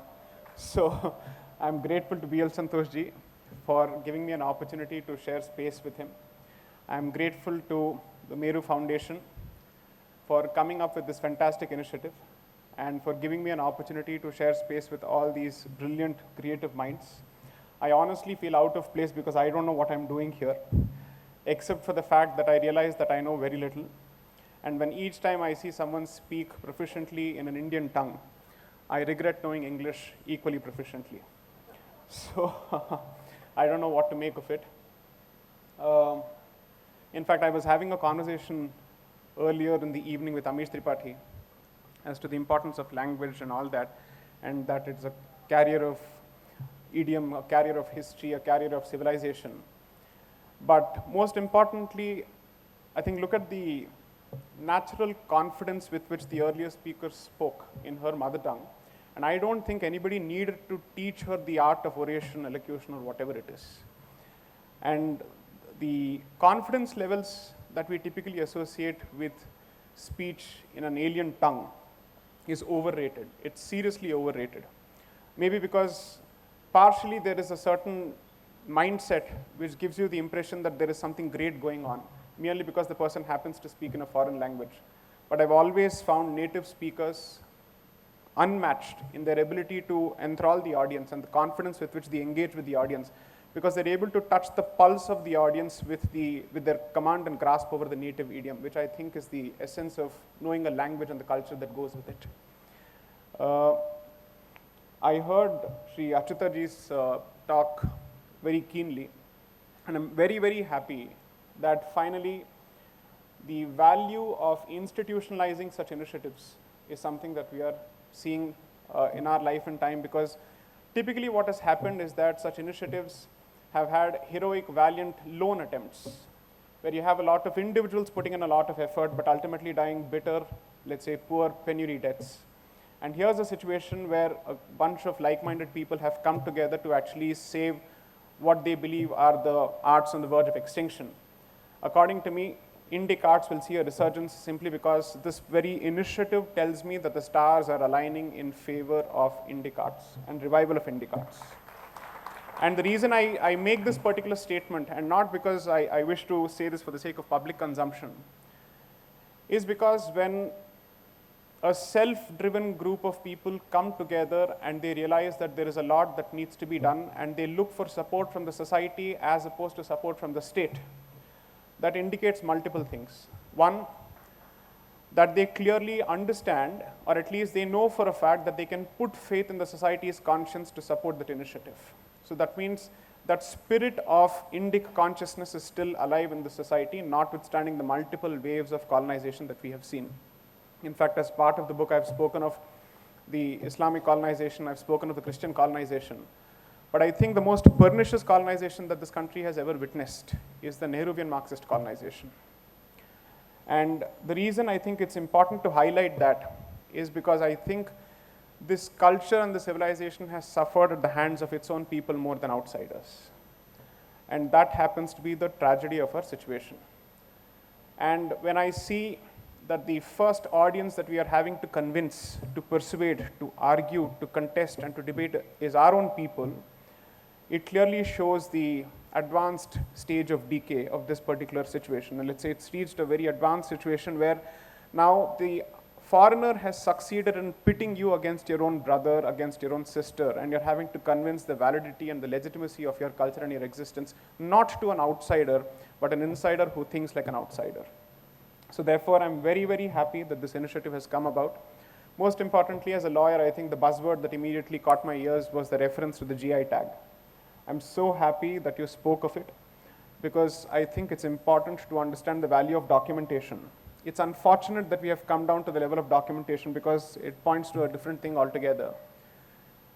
All the arts that we have just seen being performed in front of us fundamentally showcase the strength of the oral tradition, the strength of the living oral tradition, and precisely because it happens to be an oral tradition, notwithstanding the number of libraries and institutions that have been burnt and razed to the ground, these traditions have survived. And therefore, the value of this oral tradition is something that is incomparable and it can't be measured. Not just that, when a society depends on an oral tradition, it points, according to me, to a very different issue altogether. One is that obviously we believe in the sanctity of the sound and its relationship with creation. So obviously there is a reference to Nada Brahmam on a regular basis. whenever you emphasize on the importance and the power behind sound. But secondly, from sound it comes down to the tongue, which effectively means you understand the power of the tongue, and you also understand that any statement or word that you give, you are expected to maintain and preserve the integrity and sanctity of that word. Which is why when people say that Indians don't have a sense of history, Indians don't have a sense of documentation, I say no, we have actually put faith in honor codes. We have actually put faith in the integrity of the individual. And therefore, when someone makes a promise, we hope that the person will actually live up to the promise, whether or not that particular promise has been captured in writing. That is exactly why this particular civilization puts faith in oral tradition so much. But the reason that you're forced to actually document it is because you have now come under the influence of a certain culture which fundamentally believes that human beings are depraved, and unless and until there is something that is captured in writing, it is not possible to take that person's word seriously. So that shows the distinction between two cultures. One believes that human beings are fundamentally good and there is a repository of divine consciousness in them, and therefore you can put faith in them. The other believes that not just are you a flock of sheep, you're also born in the mold of a sinner in the first place, and therefore you need an external sanction, you need an external stick to keep you in line and to keep you in order. That is the distinction. So if at all there is a culture that actually respects the dignity of human beings and the value of individuals, it has to be this culture and not any other culture. This is extremely important for us to understand, because each time I speak of bringing back our own value systems, our own legal philosophies in practice, I keep getting this question over and over again. Don't you think that if a culture comes back, then the concept of social control is back? What do you do with individual rights? What do you do with rights of, let's say, women? What most people fail to understand is that women have gained rights in the West not because of their culture, but despite their culture, and precisely why they have needed feminist movements to assert their position in the society. You don't worship the feminine, you fundamentally think of her as having come out of an adjunct part of a male body. This is the kind of, let's say, treatment that you have starting from your scripture to your society. No wonder you've needed a feminist movement. So the absence of a feminist movement as far as Bharat is concerned is not proof of enslavement of women, but is the absence of the need for such a movement in the first place. When I make this particular statement, people end up asking me this question, then what do you make of child marriages? What do you make of the Parda system? Well, I'm sorry to say, blame the outsider. Blame the outsider. You have to blame the outsider, you have no other option. When you're dealing with a certain mindset which has no problems engaging in necrophilia, that is even after the body is dead, even after the person is dead, and which fundamentally does not see divinity in, let's say, a young girl, then you have no other option but to actually follow certain systems to protect your dignity. I am a fourth generation Hyderabadi Tamilian, and having lived under the Nizam, our family can certainly vouch for this particular fact. Because whether or not women of the other community were expected to wear the parda, women of the Hindu community had to wear the parda for the simple reason that if the Nizam's entourage was out in the streets, you never know which woman was going to be picked up. And therefore, parda was a requirement, was a compulsion. The reason I'm making all these points as part of this particular, let's say, session or this event, I think is that art will perform a much more powerful role in busting popular myths in young minds, much more than 1,000 books put together. It's unfortunate, it's really unfortunate that the Marxist side has actually understood the value of art as far as propagation of information is concerned, and it has effectively captured that particular space over the last 60, 70 years. And for a bunch of people to survive in such a toxic atmosphere and retain the optimism to come together to put together this initiative reflects not only their confidence in their own self, but also confidence in the civilization. So please give a round of applause to the people who have actually come out with this brilliant initiative. As someone who practices in a fraternity which follows the rule of the Indian traffic, which is keep left, okay. So I know for a fact how difficult it is to actually survive in this toxic atmosphere. If that is the principle that is to be followed as far as my fraternity is concerned in the realm of art, in the realm of culture, left is default right. Okay, so I believe that this effectively has revived, even if I say so myself. These initiatives are a reflection of the revival of the Indic spirit of resistance in its own forms in different planes, in different departments. So while Kshatriya is typically associated with a martial tradition, I believe that Kshatriya fundamentally represents a spirit of resistance. So anybody who's managed to come out with these self-driven, society-driven initiatives in such a toxic atmosphere is fundamentally living by the rule of the Kshatriya. So all of us are intellectual Kshatriyas in that particular sense. So kudos to you. I hope you have the support that you need from the society. And I'll go back to my pet peeve as part of this particular topic. I don't think I'll take more than 5 minutes. I'll just make this point. Precisely so that such initiatives are not entirely left to the munificence and goodwill of the society at large, because the society at large is an amorphous entity. You don't know where you're going to get the money from. You don't know who's going to commit resources to. The temple was meant to perform the role of patron of the arts. So therefore, a thriving, autonomous temple ecosystem is a better guarantor of such initiatives and their sustainability than the goodwill of indeterminate group of individuals. So for such initiatives to survive in the long run, I go back to my pet topic. Please free the temples. Please free the temples.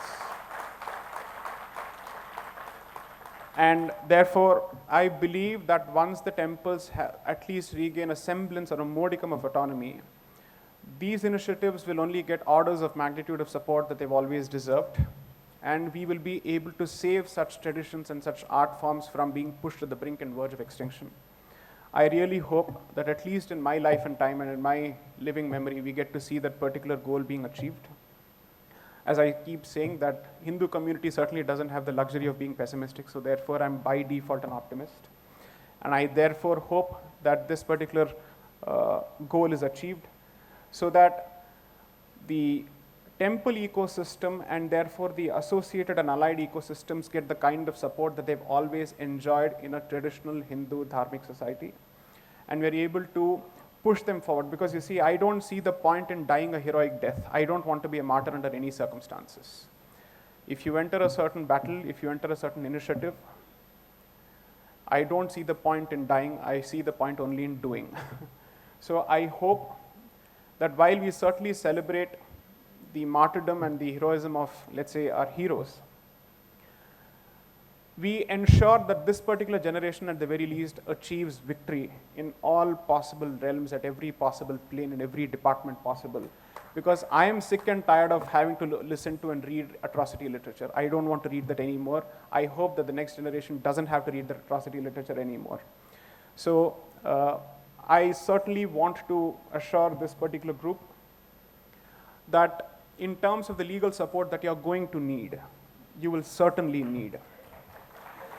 100% you're going to need, simply because mud will be slung at you, allegations will be leveled at you.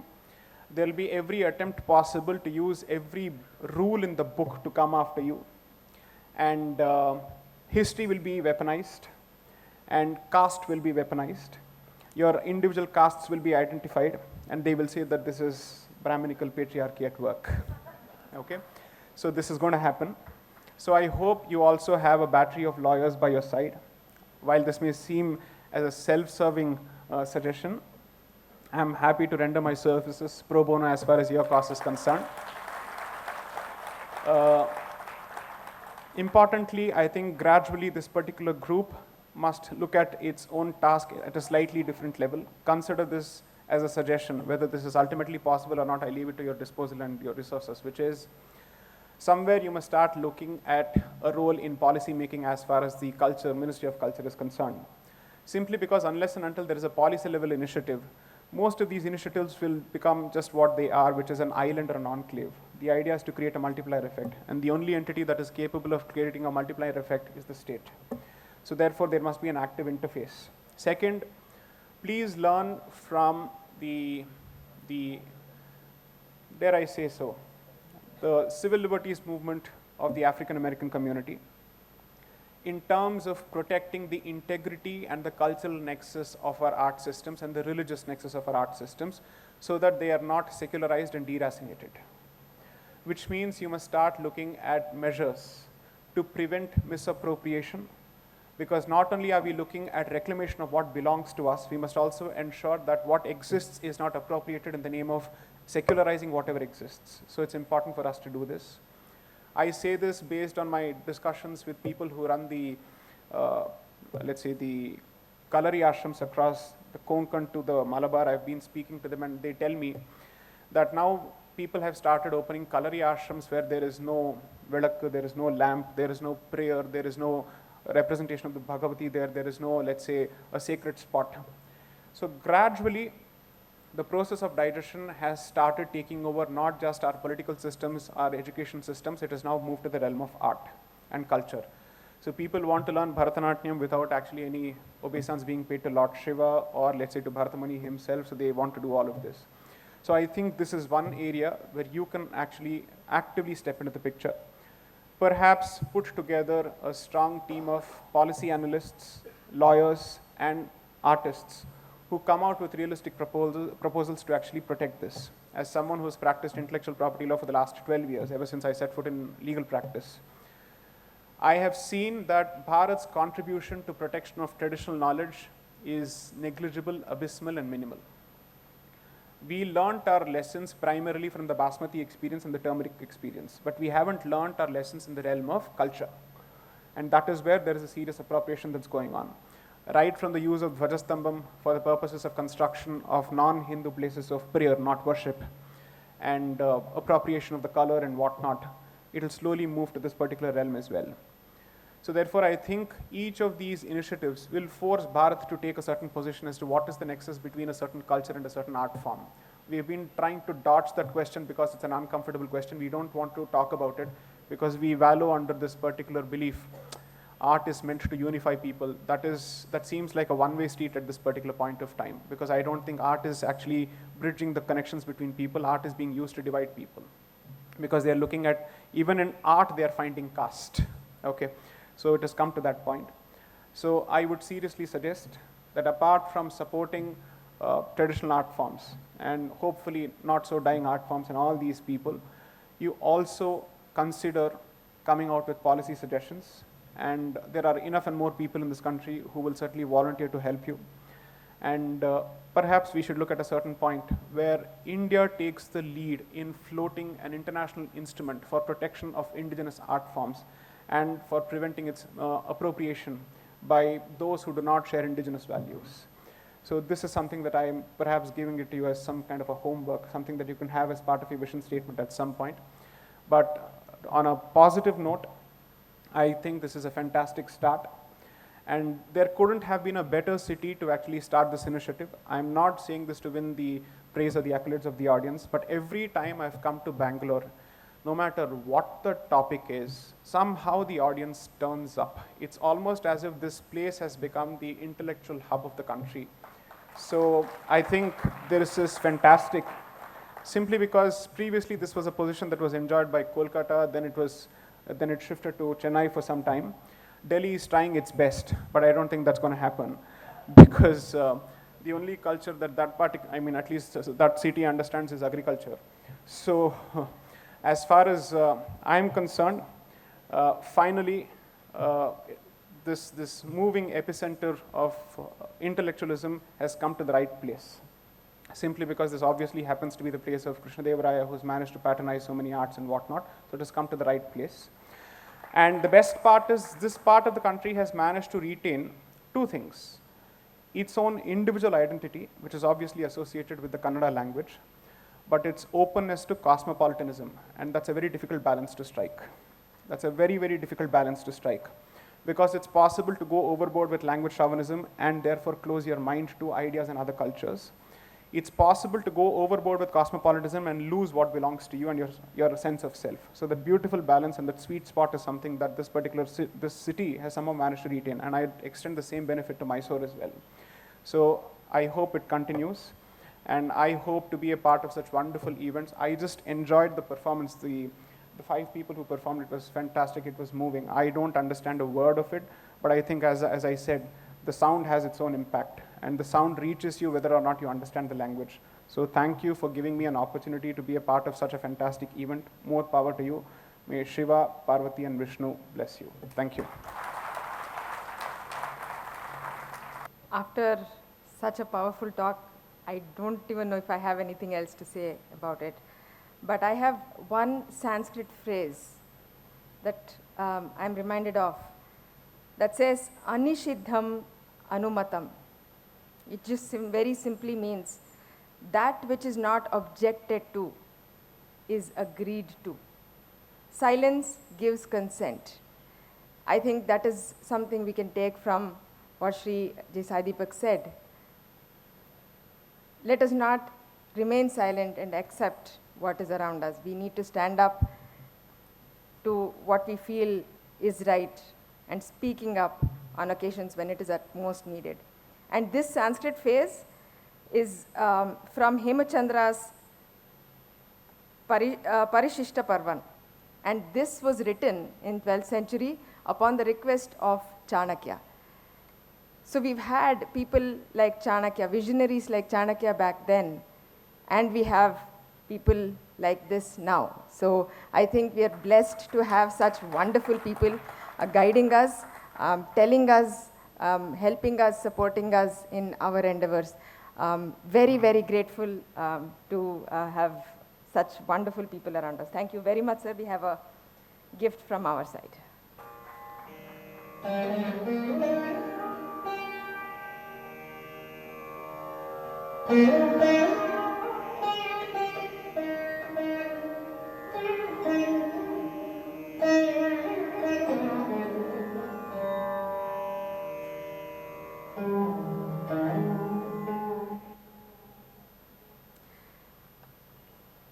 Another inspiring person who speaks his mind and speaks more through his work, Shri B.L. Santosh. ಇವರ ತೂಕವಾದ ಮಾತಿನೊಂದಿಗೆ ಇವರ ಕೆಲಸ ಅತ್ಯಂತ ಆದರ್ಶಮಯವಾಗಿ ಇವರ ಪರವಾಗಿ ಹೆಚ್ಚು ಮಾತನಾಡ್ತದೆ. ನಮ್ಮ ಕರ್ನಾಟಕದ ಉಡುಪಿಯಲ್ಲಿ ಜನಿಸಿದ ಇವರು ಸಂಘದ ಪ್ರಚಾರಕ್ಕಾಗಿ ಕೆಲಸ ಪ್ರಾರಂಭಿಸಿದ್ರು. ಸತತವಾಗಿ ತಮ್ಮನ್ನು ತಾವು ತೊಡಗಿಸ್ಕೊಂಡು ನಿಷ್ಠೆಯಿಂದ ದುಡಿದು ಇಂದು ರಾಷ್ಟ್ರ ಮಟ್ಟದಲ್ಲಿ ಹೆಸರು ಮಾಡಿ ನಮಗೆ ಮಾರ್ಗದರ್ಶಿಯಾಗಿ ನಮ್ಮೆಲ್ಲರಿಗೂ ಹೆಮ್ಮೆ ತಂದಿದ್ದಾರೆ. ಶ್ರೀ ಬಿ ಎಲ್ ಸಂತೋಷ್ ಅವರು ನಮ್ಮೊಂದಿಗೆ ಕೆಲವು ಮಾತುಗಳನ್ನು ಹಂಚ್ಕೋಬೇಕು.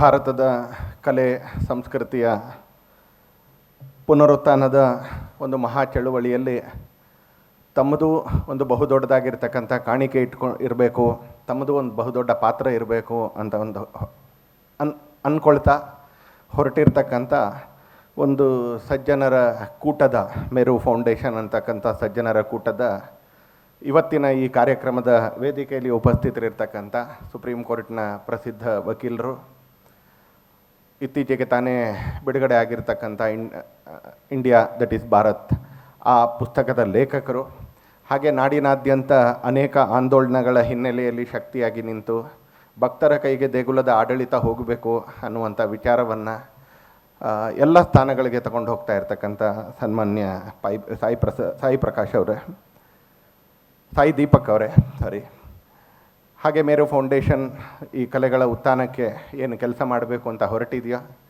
ಅದರ ಸ್ಥಾಪಕ ಅಧ್ಯಕ್ಷರಾಗಿರ್ತಕ್ಕಂಥ ಅಚ್ಯುತ ಅನಂತಮೂರ್ತಿಯವರೇ, ಅವರೆಲ್ಲ ಸಹಯೋಗಿ ಬಂಧುಗಳೇ, ಅವ್ರ ಜೊತೆಗೆ ಹೆಗಲಿಗೆ ಹೆಗಲು ಕೊಟ್ಟು ನಾವು ಅಂದ್ಕೊಂಡಿರ್ತಕ್ಕಂಥ ಕೆಲಸವನ್ನು ತುದಿ ಮುಟ್ಟಿಸ್ತೀವಿ ಅಂತಕ್ಕಂಥ ಸಂಕಲ್ಪದ ಜೊತೆಗೆ ಇಲ್ಲಿ ಬಂದಿರತಕ್ಕಂಥವರೆಲ್ಲರ ಸಹಕಾರ ಮತ್ತು ಆಶೀರ್ವಾದದ ಜೊತೆಗೆ ಆ ಕೆಲಸವನ್ನು ಮುಂದೆ ತಗೊಂಡು ಹೋಗಲಿಕ್ಕೆ ಅವರೆಲ್ಲರೂ ಕಟಿಬದ್ಧರಾಗಿ ಹೊರಟಿದ್ದಾರೆ, ಕಟಿಬದ್ಧರಾಗಿ ನಿಂತಿದ್ದಾರೆ. ನಾನು ಅವ್ರಿಗೆ ಆರಂಭದಲ್ಲಿ ಮೊದಲನೇದಾಗಿ ನನ್ನ ಅಭಿನಂದನೆಗಳನ್ನ ಸಲ್ಲಿಸಲಿಕ್ಕೆ ಅಂತ ಬಯಸ್ತೀನಿ. A heartfelt thank you to you and heartfelt congratulations to you also.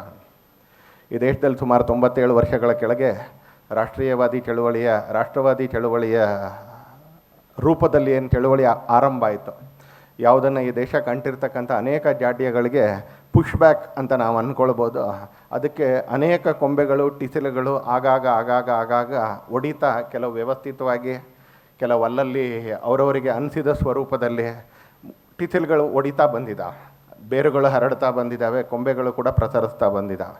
ನಾನು ಅಂದ್ಕೊಳ್ತೀನಿ ಆ ಥರದ ಒಂದು ರಾಷ್ಟ್ರೀಯ ಚಳುವಳಿಯ ಭಾಗವಾಗಿ ಏನು ಇವತ್ತಿನ ದಿನಗಳಲ್ಲಿ ನಮ್ಮ ಸಂಸ್ಕೃತಿಯ ಮೇಲೆ, ಪರಂಪರೆಯ ಮೇಲೆ ವಿನಾಕಾರಣ, ನಾನು ಈ ವಿನಾಕಾರಣ ಅನ್ನುವಂಥ ಶಬ್ದವನ್ನು ಅಂಡರ್ಲೈನ್ ಮಾಡಿ ಹೇಳಲಿಕ್ಕೆ ಅಂತ ಬಯಸ್ತೀನಿ, ಗೆರೆಯ ಮುಖಾಂತರ ಹೇಳಲಿಕ್ಕೆ ಅಂತ ಬಯಸ್ತೀನಿ. ಒಂದ್ಸಲ ಏನಾದರೂ ತಪ್ಪಿದರೆ ಟೀಕೆ ಬರಬೇಕು ಅನ್ನೋದು ತುಂಬ ಸಹಜ, ಅದನ್ನು ಒಪ್ಕೊಳ್ಳೇಬೇಕು. ಯಾಕಂದರೆ ಇಲ್ಲಿ ಕೂತಿರೋರು ಯಾರೂ ದೇವರೇನಲ್ಲ, ತಪ್ಪು ಮಾಡದೇ ಇರುವಂಥ ದೇವರೇನಲ್ಲ. ತಪ್ಪಿದ್ದರೆ ಟೀಕೆಗಳು ಬರಬೇಕು, ತಪ್ಪಿದ್ದರೆ ಟಿಪ್ಪಣಿಗಳು ಬರಬೇಕು, ತಪ್ಪಿದ್ದರೆ ಸಹೃದಯತೆಯಿಂದ ತಿದ್ದುಪಡಿ ಮಾಡಿಕೊಳ್ಳಿಕ್ಕೆ ನಮಗೂ ಒಂದಷ್ಟು ಸಲಹೆಗಳು ಬರಬೇಕು, ಮಾರ್ಗದರ್ಶನ ಸಿಗಬೇಕು, ಕೆಲವೊಮ್ಮೆ ಬಡಿದು ಹೇಳಬೇಕು ಆದರೆ ತಪ್ಪೇ ಇಲ್ಲದೆ ಇರತಕ್ಕಂಥ ಜಾಗಗಳಲ್ಲೂ ಕೂಡ ನಾವು ಇದನ್ನು ವಿರೋಧಿಸ್ಲಿಕ್ಕೋಸ್ಕರ ವಿರೋಧಿಸ್ತೀವಿ ಅನ್ನುವಂಥ ಒಂದು ನೆಲೆಯಲ್ಲಿ ಈ ದೇಶದಲ್ಲಿ ಒಂದು ಬಹುದೊಡ್ಡದಾಗಿರ್ತಕ್ಕಂಥ ವ್ಯವಸ್ಥೆಯನ್ನು ಬೆಳ್ಕೊಂಡು ಬಂತ. ಆ ವ್ಯವಸ್ಥೆಯನ್ನು ಹಿಮ್ಮೆಟ್ಟಿಸಬೇಕು ಅಂತ ಇವತ್ತು ಜಾಗಗಳಲ್ಲಿ ಪ್ರತಿಯೊಂದು ಸ್ಥಾನದಲ್ಲೂ ಕೂಡ ಇವತ್ತು ಅದಕ್ಕೋಸ್ಕರ ಸಮಾಜ ಎದ್ದು ನಿಂತ್ಕೊಂಡು ಕೆಲಸ ಮಾಡ್ತಾ ಇದೆ. ಆ ಥರ ಇವತ್ತು ಮೇರು ಫೌಂಡೇಶನ್ ಕೂಡ ನಮ್ಮದು ಅದರಲ್ಲೊಂದು ಪಾತ್ರ ಇದೆ. ಅದನ್ನು ಕಲೆಯ ಪುನರುಜ್ಜೀವನದ ಮುಖಾಂತರ ಅದಕ್ಕೆ ಮತ್ತಷ್ಟು ಮಹತ್ವವನ್ನು ಕೊಡೋದ್ರ ಮುಖಾಂತರ ನಾವು ಆ ಕೆಲಸವನ್ನು ಮಾಡ್ತೀವಿ ಅಂತ ಅಂದ್ಕೊಂಡು ಹೊರಟಿದ್ದಾರೆ.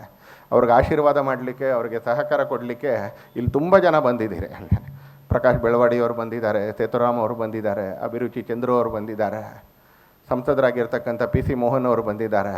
ಸಮಾಜದ ಅನೇಕ ರಂಗಗಳಲ್ಲಿ ಕೆಲಸ ಮಾಡ್ತಾ ಇರ್ತಕ್ಕಂಥ, ಅದು ಕೇವಲ ಕಲೆ ಅಲ್ಲ, ಕಲೆಯ ಮೇಲಿನ ಅಭಿಮಾನದಿಂದ ಸಮಾಜದಲ್ಲಿರ್ತಕ್ಕಂಥ ಅನೇಕ ಸಹೃದಯ ಬಂಧುಗಳು ಬಂದಿದ್ದಾರೆ. ನಾನು ಅವರಲ್ಲಿ ಅನೇಕರ ಮಿತ್ರನಾಗಿ, ಅವರಲ್ಲಿ ಅನೇಕರ ಜೊತೆ ಕೆಲಸ ಮಾಡ್ತಾ ಇರುವಂಥ ಒಂದು ವ್ಯವಸ್ಥೆಯ ಭಾಗವಾಗಿ ನಾನು ಮೊದಲನೇದು ಮೇರು ಫೌಂಡೇಶನ್ನವ್ರಿಗೆ ನಾನು ಹೇಳಲಿಕ್ಕೆ ಅಂತ ಬಯಸ್ತೀನಿ. ನಾವೆಲ್ಲರೂ ಕೂಡ ಇಲ್ಲಿ ಕೂತ್ಕೊಂಡಿರ್ತಕ್ಕಂಥ ಎಲ್ಲರೂ ಕೂಡ ನಿಮ್ಮ ಕನಸುಗಳನ್ನ ಏನು ಅಂಗಳದ ಮೇಲೆ ಅದನ್ನು ಪಡಿ ಮೂಡಿಸ್ಲಿಕ್ಕೆ ನೀವೇನು ಪ್ರಯತ್ನ ಮಾಡ್ತೀರೋ, ನಾವು ಕೂಡ ಆ ಕನಸಿದ್ದೇ ಭಾಗ ಅಂತ ನಿಮ್ಮೆಲ್ರಿಗೂ ಕೂಡ ನಾನು ಆರಂಭದಲ್ಲೇ ಹೇಳಲಿಕ್ಕೆ ಅಂತ ಬಯಸ್ತೇನೆ. We are also part of your dream. ಹಾಗೆ ಕೇವಲ ನಿಮ್ಮ ಆನಂದದ ಸಮಯದಲ್ಲಿ, ನೀವು ಮಾಡಿದ ಸಾಧನೆಯ ಸಂದರ್ಭದಲ್ಲಿ ಅಥವಾ ನಿಮ್ಮ ಕಾರ್ಯಕ್ರಮದ ಸಂದರ್ಭದಲ್ಲಿ ಮಾತ್ರ ಅಲ್ಲ, ನಿಮಗೆ ತೊಂದರೆ ಆದಂಥ ಸಂದರ್ಭದಲ್ಲೂ, ನಿಮಗೆ ಕಷ್ಟದ ಸಂದರ್ಭದಲ್ಲೂ ಇಲ್ಲಿರೋ ತುಂಬ ಜನ we are only a phone call away ಅನ್ನುವಂಥ ಆಶ್ವಾಸನೆ, ಭರವಸೆನೂ ಕೂಡ ನಾನು ನಿಮ್ಗೆ ಕೊಡಲಿಕ್ಕೆ ಅಂತ ಬಯಸ್ತೇನೆ. We are just a phone call away. ಪಕ್ಕದಲ್ಲಿ ಇರೋಕ್ಕೆ ಸಾಧ್ಯ ಇಲ್ಲ, ಯಾಕಂದರೆ ನಮ್ಮದು ಜವಾಬ್ದಾರಿಗಳಿದ್ದಾವೆ. But we are a phone call away ಅನ್ನೋದನ್ನು ನೆನಪಿನಲ್ಲಿ ಇಟ್ಕೊಂಡು ಸಮಾಜದಲ್ಲಿ ಈ ಕೆಲಸವನ್ನು ನೀವು ಮುಂದುವರಿಸಬೇಕು ಅಂತೇಳಿ ಇಲ್ಲಿರುವಂಥ ಎಲ್ಲರ ಪರವಾಗಿ ನಾನು ನಿಮ್ಮ ಹತ್ರ ಕಳಕಳಿಯಿಂದ ನಾನು ನಿಮಗೆ ಪ್ರಾರ್ಥನೆ ಮಾಡಲಿಕ್ಕೆ ಅಂತ ಬಯಸ್ತೇನೆ.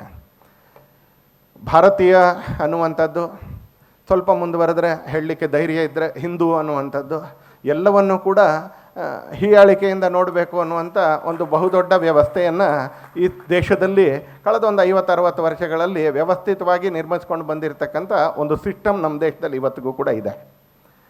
ಪ್ರಜಾಪ್ರಭುತ್ವದ ವ್ಯವಸ್ಥೆಯಲ್ಲಿ ಚುನಾವಣೆಗಳನ್ನ ಗೆಲ್ಲಲಿಕ್ಕೆ ಅವ್ರಿಗೆ ಸಾಧ್ಯ ಆಗಲಿಲ್ಲ ಅಂದರೂ ಕೂಡ, ಯಾವಾಗ ಚುನಾವಣೆಗಳನ್ನ ಗೆಲ್ಲಲಿಕ್ಕೆ ಸಾಧ್ಯ ಆಗಲಿಲ್ಲ, ಉಳಿದೆಲ್ಲ ರಂಗಗಳನ್ನ ಆವರಿಸ್ಕೊಳ್ಳೋದ್ರಲ್ಲಿ ಅವರು ಪ್ರವೀಣರು ಆಗಿದ್ದರು, ಎಕ್ಸ್ಪರ್ಟ್ಸು ಆಗಿದ್ದರು. ಅವರು ಅದನ್ನು ಮಾಡಿಕೊಂಡು ಬಂದಿದ್ದಾರೆ, ಈಗಲೂ ಅದನ್ನು ಮಾಡ್ತಾ ಇದ್ದಾರೆ. ಐಸಿಸ್ನ ಸಂಘರ್ಷ ತುಟ್ಟ ತುದಿಗೆ ತಲುಪಿದ್ದಂಥ ದಿನಗಳಲ್ಲಿ ಅಮೆರಿಕದ ಕಮಾಂಡರ್ ಯಾರ ಆ ಯುದ್ಧವನ್ನು ಸಂಘಟಿಸ್ದ, ಆ ಯುದ್ಧದಲ್ಲಿ ಐಸಿಸ್ನ ವಿರುದ್ಧ ಹೋರಾಡ್ದ, ಐಸಿಸನ್ನು ಕ್ರಶ್ ಮಾಡಿದ ನಂತರ, after crushing, decimating ISIS, he told a very important and very significant sentence. After returning back to America, he just told one single sentence. ಅದು ಇಲ್ಲಿ ಕೂತ್ಕೊಂಡಿರ್ತಕ್ಕಂಥ ನಮ್ಮೆಲ್ರಿಗೂ ಕೂಡ ನಾನು ಅಂದ್ಕೊಳ್ತೀನಿ ಒಂಥರ ಗೈಡ್ಲೈನ್ ಥರದ ವಾಕ್ಯ. He told a very small sentence, but it's significant for lot more. He told, ISIS has lost ground but gained space. ತುಂಬ ದೊಡ್ಡದಲ್ಲ ವಾಕ್ಯ, ಏನು ರಾಕೆಟ್ ಸೈನ್ಸ್ನ ವಾಕ್ಯನೂ ಅಲ್ಲ, ಭಾಳ ವಿದ್ವತ್ ಪರಿಷತ್ತಿನ ವಾಕ್ಯ ಕೂಡ ಅಲ್ಲ, ಒಂದು ಸಾಮಾನ್ಯವಾಗಿರ್ತಕ್ಕಂಥ ವಾಕ್ಯ, ಆದರೆ ತುಂಬ ಅರ್ಥಗರ್ಭಿತವಾಗಿರ್ತಕ್ಕಂಥ ವಾಕ್ಯ. ISIS has last ground but gained space ಅಂತ ಅವ್ರು ಹೇಳಿದ್ರು.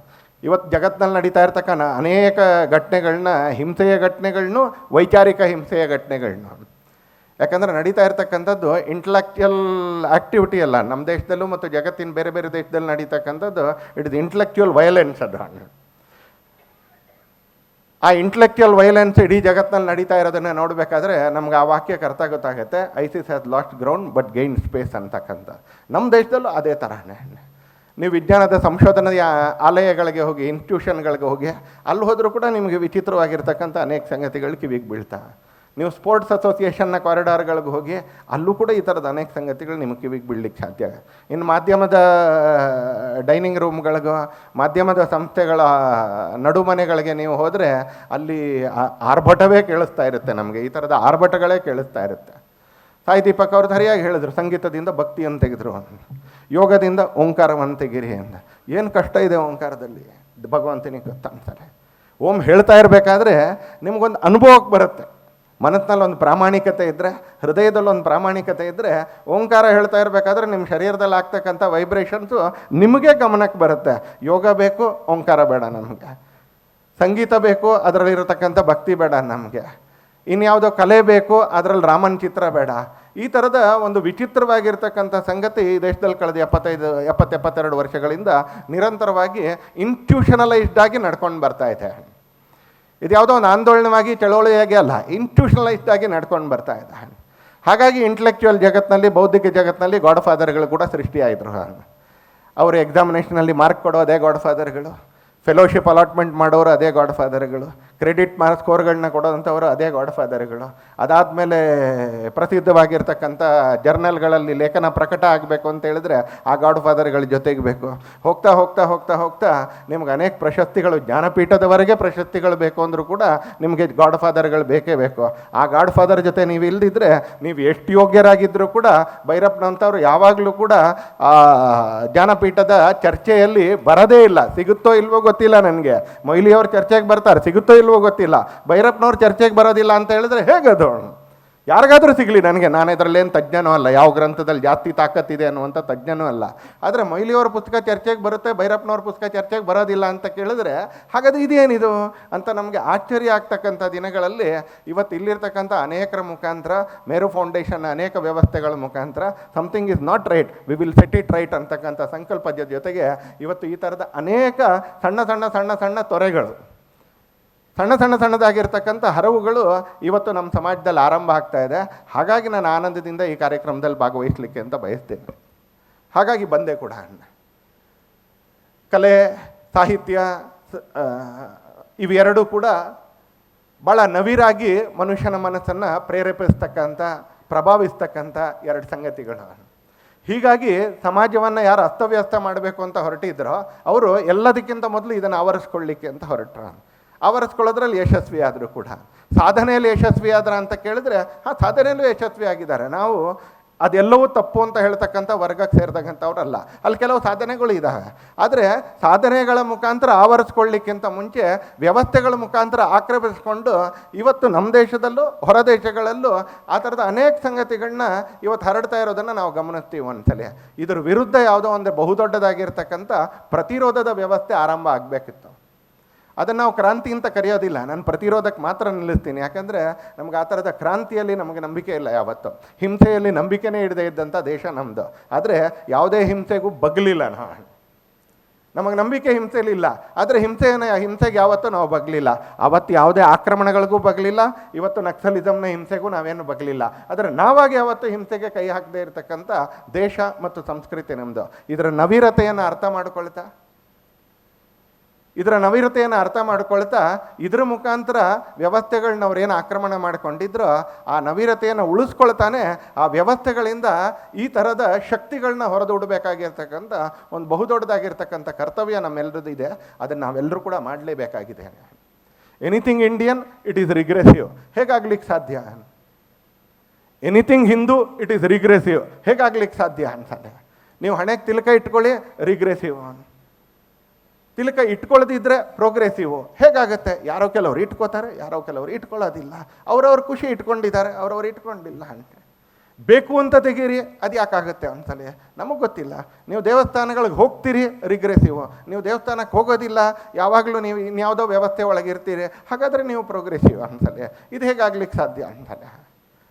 ಜಗತ್ತಿನಲ್ಲಿ ಯಾವುದೇ ಟ್ರೆಡಿಷನ್ಗಳ ಜೊತೆಗೆ ಜೋಡಿಸ್ಕೊಂಡಿರ್ತಕ್ಕಂಥ ಯಾವುದೇ ಸಮಾಜದ ಟ್ರೆಡಿಷನ್, ಅದು ಬರೀ ಹಿಂದೂ ಸಮಾಜದ ಟ್ರೆಡಿಷನ್ಗಳು ಮಾತ್ರ ಅಂತಲ್ಲ, ಎಲ್ಲೆಲ್ಲಿ ಈ ಥರದ ವಾದಗಳು ಹುಟ್ಕೊಂಡು ಮತ್ತು ಬೆಳೆದು ಆ ಮಣ್ಣಿನ ಯಾವುದೇ ಟ್ರೆಡಿಷನ್ಗಳನ್ನ ಇವ್ರು ರಿಗ್ರೆಸಿವ್ ಅಂತ ಕರೆದ್ರು ಅಂತಲ್ಲ. ಅಲ್ಲಿಯ ಎಲ್ಲ ನಂಬಿಕೆಗಳನ್ನ ರಿಗ್ರೆಸಿವ್ ಅಂತ ಕರೆದ್ರು. They termed all value systems of those land as regressive ಅಂತಲೇ. ಯಾಕಂದರೆ ಅವ್ರಿಗೆ ಇದರಿಂದ ಹೊರಗೆ ಬರ್ದಿದ್ರೆ ಜನ ಅವರ ಪಂಥಕ್ಕೆ ಸೇರ್ತಾ ಇರಲಿಲ್ಲ. ಇದರಿಂದ ಹೊರಗೆ ಬರ್ದಿದ್ರೆ ಅವ್ರ ಪಂಥಕ್ಕೆ ಜನ ಸೇರೋದೇ ಇಲ್ಲ. ಹೀಗಾಗಿ ಇವೆಲ್ಲವನ್ನು ರಿಗ್ರೆಸಿವ್ ಅಂತ ಕರೆದ್ರು. ಅದನ್ನೇ ತಾಯಿ ದೀಪಕ್ ಅವರು ಹೇಳಿದ್ರು, ಇವತ್ತು they have been successful in fitting brothers and sisters against each other. They have been successful in fitting brothers and sisters against each other. ಇವತ್ತು ಈ ಮಾರಿ ಏನಿದೆ, ಈ ಮಾರಿ ಸ್ಕೂಲ್ಗಳಲ್ಲಿಲ್ಲ, ಈ ಮಾರಿ ಕಾಲೇಜ್ಗಳಲ್ಲಿಲ್ಲ, ಈ ಮಾರಿ ಕ್ಲಾಸ್ ರೂಮ್ಗಳಲ್ಲಿಲ್ಲ, ಈ ಮಾರಿ ನಮ್ಮೆಲ್ಲರ ಮನೆಗಳನ್ನ ಪ್ರವೇಶಿಸಿದೆ ಇವತ್ತು. ಪರ್ಯಾವರಣಕ್ಕೆ ಸ್ವಲ್ಪ ತೊಂದರೆ ಆಗುತ್ತೆ, ಅದನ್ನು ಸರಿ ಮಾಡಲಿಕ್ಕೆ, ಪರಿಸರವನ್ನು ಸರಿ ಮಾಡಲಿಕ್ಕೆ 100 ಮಾರ್ಗಗಳಿದ್ದಾವೆ. ಆದರೆ ಮನೆಯಲ್ಲಿ 4 ಏರ್ ಕಂಡೀಷನರ್ಗಳನ್ನ ಹಾಕ್ಕೊಂಡು ನವಂಬರ್ 1ನೇ ತಾರೀಕು ಕೂಡ AC ಹಾಕ್ಕೊಳ್ಳೋ ಅಂಥವ್ರಿಗೆ ನೀವೇ ಹೇಳಿ, 2ನೇ ತಾರೀಕಿನ ಪಟಾಕಿ ಬಗ್ಗೆ ಮಾತಾಡ್ತಕ್ಕಂಥ ನೈತಿಕ ಹಕ್ಕಿದೆಯಾ ಅಂತ ನೀವೇ ಹೇಳಿ ಅಂತಾನೆ. ಹಾಕ್ಕೊಳ್ಳೋದೇ ಇಲ್ಲ, ನಾನು AC ಹಾಕೋದೇ ಇಲ್ಲ. ಕಾರ್ನಲ್ಲೂ ಕೂಡ ನಾನು AC ಆನ್ ಮಾಡೋದಿಲ್ಲ. ನಾನು ಗಾಜನ್ನು ಕೆಳಗಿಳಿಸೇ ನಾನು ಓಡಾಡ್ತೀನಿ ಅನ್ನುವಂಥ ಯಾರಾದರೂ ವ್ಯಕ್ತಿ ಇದ್ದರೆ ಆತ ಪಟಾಕಿನ ವಿರೋಧ ಮಾಡಿದ್ರೆ ನಾನು ಆತನಿಗೆ ಬೆಂಬಲವಾಗಿ ನಿಂತ್ಕೊಳ್ತೀನಿ ಅಂತಾನೆ. ಆತ ನಿಂತ್ಕೊಂಡೆ. ಕಾರ್ಬನ್ ಟೆಟ್ರಾಫ್ಲೋರೈಡು ಪ್ರತಿ ಕಾರ್ಗಳಿಂದ ಹೊರಸೂಸುವಂಥವ್ರು. ತಮ್ಮ ಡ್ರಾಯಿಂಗ್ ರೂಮ್ಗಳು, ಮೀಟಿಂಗ್ ರೂಮು, ಬೋರ್ಡ್ ರೂಮ್ಗಳಲ್ಲಿ AC 2 3 ಆನ್ ಆಗದಿದ್ದರೆ ಇವ್ರ ಪರ್ಯಾವರಣ ಮತ್ತು ಪರಿಸರದ ಪ್ರೇಮ ಹೊರಗಡೆನೇ ಬರದೇ ಇರತಕ್ಕಂಥವ್ರು ಇವತ್ತು ನವಂಬರ್ 1ನೇ ತಾರೀಕು ಪರಿಸರದ ಬಗ್ಗೆ ಮಾತಾಡ್ತಾರೆ. AC ಹಾಕ್ಕೊಂಡು ಮೀಟಿಂಗ್ ಮಾಡ್ತಾರೆ. ನವಂಬರ್ 2ನೇ ತಾರೀಕಿಗೆ ದೀಪಾವಳಿಯ ಆರಂಭದ ದಿನಗಳಲ್ಲಿ ಪಟಾಕಿ ವಿರುದ್ಧ ಮಾತಾಡ್ತಾರೆ. ಈ ವ್ಯವಸ್ಥೆಗಳನ್ನ ವಿರೋಧಿಸಬೇಕಾಗಿದೆ ನಾವು. ಈ ವ್ಯವಸ್ಥೆಗಳನ್ನ ಹೊರದ, because there is no need for anybody to teach loving environment as far as Indians and Hindus are concerned. ನಮ್ಗೆ ಯಾರಿಗೂ ಹೇಳ್ಕೊಡ್ಲೇಬೇಕಾಗಿಲ್ಲ. ಯಾಕಂದರೆ ಈ ದೇಶ ಗಂಗೆಯಲ್ಲಿ ಹರಿತಾ ಇರ್ತಕ್ಕಂಥ ನೀರು ಅದು ನನ್ನೊಬ್ಬನಿಗೆ ಅಲ್ಲ, ಅದು ಗಂಗೆಯಲ್ಲಿ ಹರಿತಾ ಇರೋ ನೀರಿನಲ್ಲೂ ಕೂಡ ಒಂದು ಚೊಂಬು ನೀರು ಹೊರಗೆ ತೊಗೊಂಡು ಬಂದರೂ ದಂಡೆಯಲ್ಲಿ ಮುಖ ತೊಳಿಬೇಕು ಅಂತ ಹೇಳ್ದಂಥ ಗಾಂಧೀಜಿ ದೇಶ ಇದೆ. ಒಂದು ಚೊಂಬು ನೀರು ಗಂಗೆಯಿಂದ ಹೊರಗೆ ತೊಗೊಂಡು ಬಂದು ನಾನು ಈ ಕಡೆ ನಾನು ಮುಖ ತೊಳಿಬೇಕು, ಯಾಕಂದರೆ ಗಂಗೆ ನನಗೋಸ್ಕರ ಹರಿತಾ ಇಲ್ಲ, ಗಂಗೆಯಲ್ಲಿರೋ ಒಂದು ಚೊಂಬು ನೀರು ಮಾತ್ರ ನನಗೆ ಸಂಬಂಧಪಟ್ಟಿದ್ದು ಅಂತ ಹೇಳಿದಂಥ ಗಾಂಧೀಜಿ ದೇಶ ಇದೆ. ನೀವಲ್ಲಿ ರಾಜಸ್ಥಾನಕ್ಕೆ ಹೋದರೆ ಬಿಷ್ಣೋಯಿ ಅಂತಕ್ಕಂಥ ಸಮಾಜ, ಅದೀಗ ಜಾತಿಯಾಗಿ ಕನ್ವರ್ಟ್ ಆಗಿದೆ ಅನೇಕ ಕಾರಣಗಳಿಗೆ. ಆದರೆ ಈಗಲೂ ಅದರಲ್ಲಿರ್ತಕ್ಕಂಥ 60-70% ಜನ ವ್ರತದ ರೀತಿಯಲ್ಲಿ ಪಾಲಿಸ್ತಾರೆ. 20 ನಿಯಮಗಳು, 9 ನಿಯಮಗಳು. ಸ್ವಂತ ಜೀವನಕ್ಕೆ 20 ನಿಯಮಗಳು, 20 ಪ್ರಕೃತಿಗೆ ಸಂಬಂಧಪಟ್ಟಾಗ, ಪರಿಸರಕ್ಕೆ ಸಂಬಂಧಪಟ್ಟಾಗ 9 ನಿಯಮಗಳು. ನೋವು ಇವೆರಡೂ ಸೇರಿ ಬಿಷ್ಣೋಯಿ ಜಾತಿ ಅಂತ. ನೀವು ಬಿಷ್ಣೋಯಿ ಅಂತ ಹೇಳಿದ್ರೆ 20 ಅವ್ರ ನೋವು ಅಂತ. ಸಲ್ಮಾನ್ ಖಾನ್ನ ಕಾರು ಕೃಷ್ಣಮೃಗದ ಜೊತೆಗೆ ಆಕ್ಸಿಡೆಂಟ್ ಆಗಿ ಸತ್ತಾಗ ಆ ಜಾತಿಯ ಜನ, ಬಿಷ್ಣೋಯಿ ಜಾತಿಯ ಜನ ಸಲ್ಮಾನ್ ಖಾನ್ನ ವಿರೋಧ ಮಾಡಿದ್ದು, ಆತ ಏನೋ ಬಹಳ ದೊಡ್ಡ ಬಾಲಿವುಡ್ನ ಆ್ಯಕ್ಟರ್ ಅಂತಲ್ಲ. ಇವತ್ತು ಹೇಳ್ತಾರಲ್ಲ ಅನೇಕ ಘಟನೆಗಳಿಗೆ, ಬಾಲಿವುಡ್ನಲ್ಲಿ ದೊಡ್ಡವರಾಗ್ಬಿಟ್ರೆ ನೀವು ಅನೇಕರ ಕಣ್ಣು ಕೂಗ್ತೀರಿ ಅಂತ. ಆ ಕಾರಣಕ್ಕಲ್ಲ. ಆ ಬಿಷ್ಣೋಯಿಗಳು ಆ ಕೇಸನ್ನು ಈಗಲೂ ಕೂಡ, ಇವತ್ತಿಗೂ ಕೂಡ 26 ವರ್ಷದ ನಂತರ ಹೋರಾಡ್ತಾ ಇರೋದು ಅವ್ರಿಗೆ ಆ ಕೃಷ್ಣಮೃಗದ ಬಗ್ಗೆ ಇರತಕ್ಕಂಥ ಪ್ರೀತಿ ಕಾರಣಕ್ಕೆ, ಕೃಷ್ಣಮೃಗದ ಬಗ್ಗೆ ಇರತಕ್ಕಂಥ ಶ್ರದ್ಧೆ ಕಾರಣಕ್ಕೆ. ಅಂಥ ದೇಶಕ್ಕೆ ಪಟಾಕಿಯ ಹೆಸರಿನಲ್ಲಿ ಪರ್ಯಾವರಣದ ಬಗ್ಗೆ, ಪರಿಸರದ ಬಗ್ಗೆ ಯಾವ ಪಾಠ ಕಲಿಸುವಂಥ ಅವಶ್ಯಕತೆಯೂ ಇಲ್ಲ.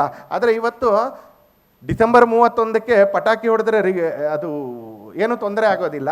ಆದರೆ ನವಂಬರ್ 3, 4, 5ಕ್ಕೆ ಪಟಾಕಿ ಹೊಡೆದ್ರೆ ರಿಗ್ರೆಸಿವ್.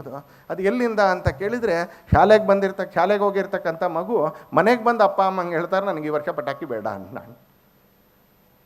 ಅಂದರೆ ಅಲ್ಲಿಂದ ಆರಂಭ ಆಗುತ್ತೆ ಅಂತಾನೆ. ಪಟಾಕಿ ಬೇಕು ಅಂತ ಹೇಳುವ ವರ್ಗದವನು ನಾನಲ್ಲ. ಆದರೆ ನೀವು ಪಟಾಕಿ ಬೇಡ ಅಂತ ಹೇಳಬೇಕಾದ್ರೆ ನಿಮ್ಗೆ ಯಾವುದೋ ಒಂದು ನೈತಿಕತೆ ನಿಮ್ಮ ಹತ್ರ ಇರಬೇಕು, ಯಾವುದೋ ಒಂದು ನೈತಿಕತೆ ಇರಬೇಕು.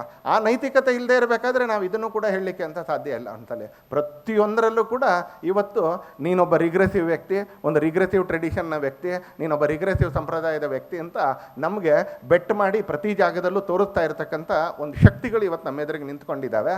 ಆದರೆ ಆನಂದ ಏನು ಅಂತ ಕೇಳಿದ್ರೆ, ಇವತ್ತು ಅದರ ವಿರುದ್ಧ ಎಚ್ಚೆತ್ಕೊಂಡಿರ್ತಕ್ಕಂಥ ಸಮಾಜದ ಸಂಕೇತಗಳಾಗಿ ಮೇರು ಫೌಂಡೇಶನ್ ಥರದ ಸಾವಿರಾರು ಸಂಸ್ಥೆಗಳು ಇವತ್ತು ಸಮಾಜದಲ್ಲಿ ಕೆಲಸ ಮಾಡ್ತಾರೆ. ನಾವು ಇದನ್ನು ಹೇಳಬೇಕಾದ್ರೆ ಇವತ್ತು ನಾನು ನಿರಾಶೆಯಿಂದ ಹೇಳ್ತಾ ಇಲ್ಲ. ನಾನು ಆ ಪ್ರಯತ್ನದ ಒಂದು ಸಣ್ಣ ಭಾಗವಾಗಿ ಈ ಥರದ 100 ಶಕ್ತಿಗಳನ್ನ, ಈ ಥರದ 100 ವ್ಯವಸ್ಥೆಗಳನ್ನ, ಈ ಥರದ 100 ಯಾರು ಏನೋ ಬೋಧನೆ ಮಾಡಿದ್ದಾರೆ ಮೇರು ಫೌಂಡೇಶನ್ ಅವ್ರಿಗೆ ಅಂತಿಲ್ಲ. ನಮ್ಮ ದೇಶದಲ್ಲಿ ಸಮಾಜದಲ್ಲಿ ಏನೋ ಕೆಟ್ಟದಾಗ್ತಾ ಇದ್ದರೆ ಇದನ್ನು ಸುಧಾರಿಸಬೇಕು ಅಂತ ಹೇಳಲಿಕ್ಕೆ ಹೊರಗಡೆಯಿಂದ ಯಾರೋ ಬರಬೇಕಾಗಲಿಲ್ಲ. ನಮ್ಮ ದೇಶದಲ್ಲೇ, ಈ ದೇಶದಲ್ಲಿ ಬಸವಣ್ಣ ಸಮಾಜದಲ್ಲಿರ್ತಕ್ಕಂಥ ಯಾವುದೋ ಒಂದು ವೈಷಮ್ಯವನ್ನು ನೋಡ್ತಾ ತಾನಾಗಿ ಬಸವಣ್ಣ ಒಬ್ಬ ಸಮಾಜ ಸುಧಾರಕನಾಗಿ ಈ ದೇಶದಲ್ಲಿ ಬಂದ.